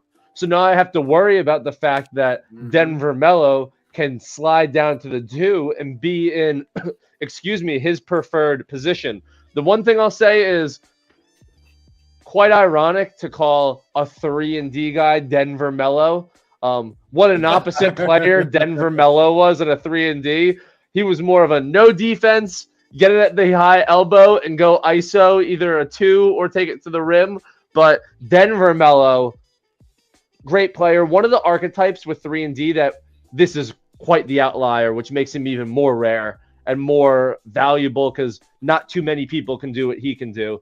The next one, Jigga, is maybe Okay, let me tell before we say this player's name, when I sent people a message, send me your favorite player because Jigga's making graphics behind the scenes. I didn't write in the original graphic in the original message from your team. So people sent me this player as their favorite player, and I had to say no from your team. But at least 5 or 6 people sent me this as their favorite player, and this player is Barn Dog Jenkins, the stretch big legendary. That even through all the patch updates, even through everything that's happened, he's kind of been the one consistent of always performing and always being the OG. A stretch big with the ability to play the 3, with still taking the 3s at that center position, with being a legendary, with when you look at the stats, having good points against. Just an OG of the game. Like the only player that was given to me, there was other people that got back to me with players not on their team that was their favorites. The only player that more than one person said was their favorite that wasn't on their team was Barn Dog Jenkins. So that, and like, that's cool, right? Like, Charles, you built something that people have favorite players, and when I asked them that, other teams, it was other teams and players that had never crossed over onto their team. So someone like Barn Dog Jenkins is getting that, you know, people know who that is. I mean, Charles, you made a game that people are tweeting at Conan O'Duncan. Like, Conan has to answer people with schizophrenia like Jigga are tweeting from Conan O'Duncan and then logging off and logging on to KOD Media pretending he's someone else retweeting it. Then logging on to the Jigga personal account and retweeting that. Like, doctors everywhere are these people with schizophrenia are just having a ball. That's it. He reached his word limit. That's it. That's when I cut him off, Charles, when he talks like that. Yo, Grape, if you're listening, we need you to make a Barn Dog Jenkins Twitter. We need those hot takes. Yes. Yo, Nixtape. We need him to get a Twitter beef with Conan. Nixtape said Barn Dog Jenkins. He was one of them. Facts. I was gonna say Barn Dog. He did. There was mad people that hit me up. I'm also in this, so I'll just quickly. This is my starting lineup. I really don't have any stars. I'm 4 guys that are all really good and hope that 2 of them go off. 4 legendary, 1 UD. The 4 legendary are all, like I said, not top. 4 rare, 1 UD always. And the 4 rare are all pretty solid. Tinker. He won't give me Zohan. I'm trying to get Zohan's nice. Give it to me. Zohan's nice. I tinker and I overanalyze. So you never just know I'm crazy to track with matchups because I overanalyze and I tinker so much. So I may drive you crazy. And the last team in this was Alf. It's kind of nice seeing all the orange backgrounds on there. No, that's why I love it. Like rare is my favorite background. Like legendary and elite and even special are dope. Rare is my favorite. I don't know. I don't know the why. Orange shirt to match it too, man. And it's kind of nice when the UD is in the 3 spot because it's 2-1-2. It's kind of nice and symmetrical. Alf, all right, a bunch of teams as well. Everybody screenshot that. If you're looking to figure out what Zook's gonna play in the bracket play, that's his lineup. Everybody hates this player because this guy has messed everybody up. James Frazier on Alf's team, a power forward center, fundamental big that 56%, and it seems to never bother him what defense you pull out. He seems to be a fundamental big that could score against interior defenses that makes you wonder if you even want to play that type of defense against this player. Another one that he has that I've played a bunch, 7. Seven's an elite. Also dominate the All-Star game. Yes. Am I remembering this correctly? Yes. I remember he just came out there all legendaries. And on that week of the All-Star game, he was either playing my team or the Knights team and had just kicked their ass as well. So we had just saw James Frazier and he was dominant. And then he played in that game. Rares for the win, baby. Rares for the win. 7, a shooting playmaker that even with the new patches, you could see still getting over 20, still shooting a bunch of 3s, getting a lot more assists. So, when patch updates happen and certain things are supposed to happen with the average, if you have one of those players that's still performing at older numbers per se, they become even more valuable. So he seems to have picked up the added assist tick that shooting playmakers were wanting to get from the new patch update, but still shooting threes and still getting those points. So maybe even a player that became more valuable from an archetype that some people think the general player of this archetype may have gotten less. It means those others that stood the test of patch updates become even more. And I was killed by this player before. 7 with James Frazier gives him that inside-outside game of an elite and rare where he still has 9,000 flexibility to add another rare if he wants, or can tap it with 3 high-quality specials. So a team that I have to go up against, Grape Gaming is going to go up against with Barn Dog Jenkins. And who the hell knows what lineup Smup is going to play, right?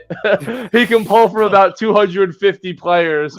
So a good division. White Man Can't Jump, Space Jam, Coach Carter, Semi-Pro, those 16 teams. We drafted the 4 that will be alternates from the people reaching out. I don't think we're going to have any spots open up. But again, there is a deadline.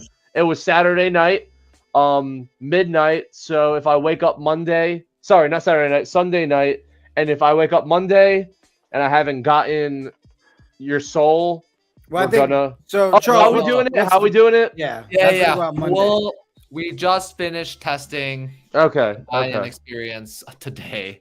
So we're gonna give the devs a weekend off. Yeah. And then on Monday, let's say like, I don't know, before lunchtime on Monday, probably we'll have a lunchtime Pacific. We're mostly on the West Coast. We'll share out the link, give everybody 24 hours. Perfect. And then we'll go down the list afterwards. Do not share the link if you get the link. If you share the link, Charles finds out what person that wasn't what link the person used to get in. So then we'll keep you out, and the person who entered using the link you shared will be the one that gets to get in. So you let's take your own spot. You only take your own spot. But no, so what we'll do is we'll give is that going to expire after 24 hours, or can we commit now to Tuesday at 11:59? It being over. We can commit. It'll be open until 11:59 on Tuesday. Okay, 11:59 Tuesday. We'll release it some point on Monday, hopefully by noon. You'll have 24 hours plus a grace period of half a day till midnight on Tuesday to get in. It'll give us a full day on Wednesday if, God forbid, someone doesn't get in, to track down a new person. And Thursday at 5, Jigga, this takes off. Charles, if everything goes right and everyone gets in to the link by Tuesday at 11:59, how is this schedule and matchup for week 1 gonna look on the new site? Like, am I gonna be able to see who I'm playing the first week, who I'm playing the second week, who I'm playing the third week? Am I only gonna see who I'm playing that first week? Is there any idea how it's gonna look? I don't remember exactly. I would say, I think what we're going to do actually for you guys is have 2 views.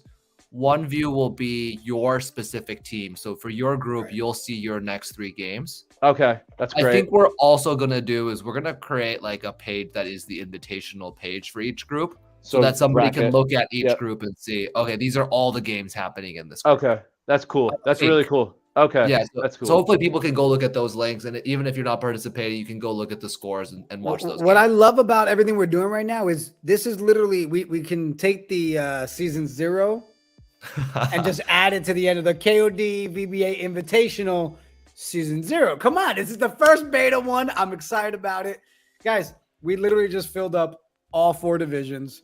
The show is gonna kick off this Thursday at 5 o'clock.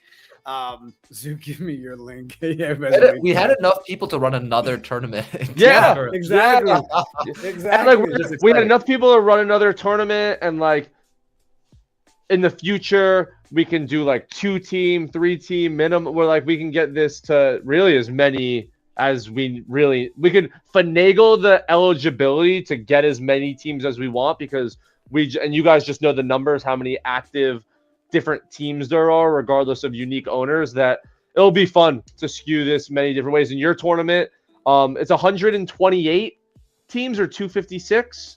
Yeah, End of season 0. Yep. For those listening, if you hadn't seen it yet, we wanted to celebrate the season. Obviously, we've learned a lot. We've tried a lot of things. Season 1 is going to be even better, but we wanted to wrap up because folks have been saying, like, we want to figure out who's the best team at season 0. We want to celebrate that champion. 400 soul across the entire tournament. Everybody who qualifies will win.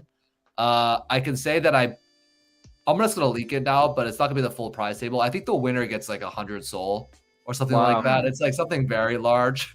Wow. That's awesome. So it's a lot of players. It's a lot of players because that's going That's all I thought. into a team. That's all I thought. That's too. going I'm getting legendary. Getting a legendary. So yeah, the tournament should be a lot of fun. We're really excited by it.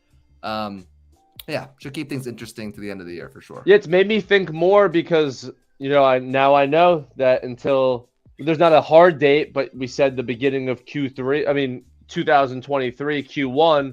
I know I got to work my way up the standings, or the other way to qualify is win the most cash prizes. So now there's an alternative to doing those things other than just that given week. It actually matters in the long run. So, even at the end of a week, if things aren't going good, I still want to, try my hardest to sneak in or get some points for the leaderboard, because it all adds up to this season 0 tournament now where the soul's a lot. So even if I start off a week 0-8 and can't win any points that week, any money that week, you bet, I got to focus on the last games to get points for that leaderboard to qualify that way. So I think season-long things that make each individual game matter for something else other than that individual game are only great. And this is the first test of it, and I think it's going well already. I think people are ready from your release, taking the games more seriously now and planning to get back into cash games if they were sitting on the sideline before. Yeah, so to qualify, 64 teams will come from the RP side of things. Yep. This is just off of free. We don't want to, say that you have to play cash games to qualify for these things because, we're for everybody. 64 all by RP. You'll continue to earn RP by playing the free weekly league mode. 64 will come from the cash prize. We removed the RP requirement there because we had heard from a lot of people who were playing that there should be a separate cash ranking. I feel bad when I lose like 20 RP for losing to a different team for no reason versus only getting 1 for a win. I've been there. You guys have probably been there before. And so we removed it and just said net cash prize winnings. I will say the easier path is to qualify via cash. And the reason why is I think on any given week, we have somewhere between 50 and 64. I think I said the number today in the Discord that do play that mode. And so it might be a little bit easier. The challenge, I think Grape mentioned this on MJ's screen the other day, or somebody else did, but the challenge will be is you got to kind of put your eggs in one basket here. Yeah. And so we'll see how people sort of try to compete and sort of think about, we're still debating on what route we're going to. So man, well, Charles, again, thank you guys for partnering with us on this. We're excited to bring this to life.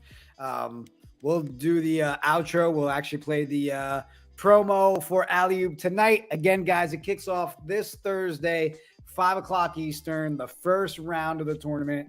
I know we've got some of the VBA teams stopping by. Everybody's coming to hang out. Let's have fun with this. Don't share your link. You get your link on Monday. You pay your 3 soul. You don't share the link. Just that's it. Just end the thing. Well, I guess on that note, Charles, thank you so much for hanging out with us tonight. Congratulations to all 16 teams. And let's go see. I hear there's rumors too. Isn't people already starting to come up with lines that people are going to be able to bet on what team they think are going to win? People are going a little crazy. Is that happening? Let me know if that's happening. Yeah, I've heard rumblings. We will see. We'll give you the update on that. We'll be on the lookout for that type of stuff. Awesome. Appreciate everybody in the chat for hanging out. Congrats again to the 16. And on that note, that'll wrap up Tonight We Ride. See y'all later. Peace.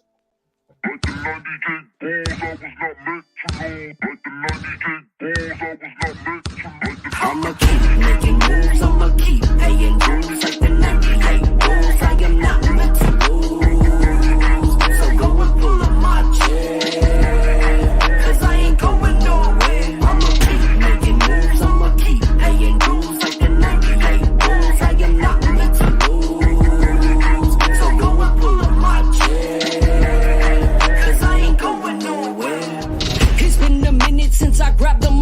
opponents spoke. They've been sleeping on me, time to step out of their comatose. Let my stats rise on the board charts. 91, my crew building a dynasty and give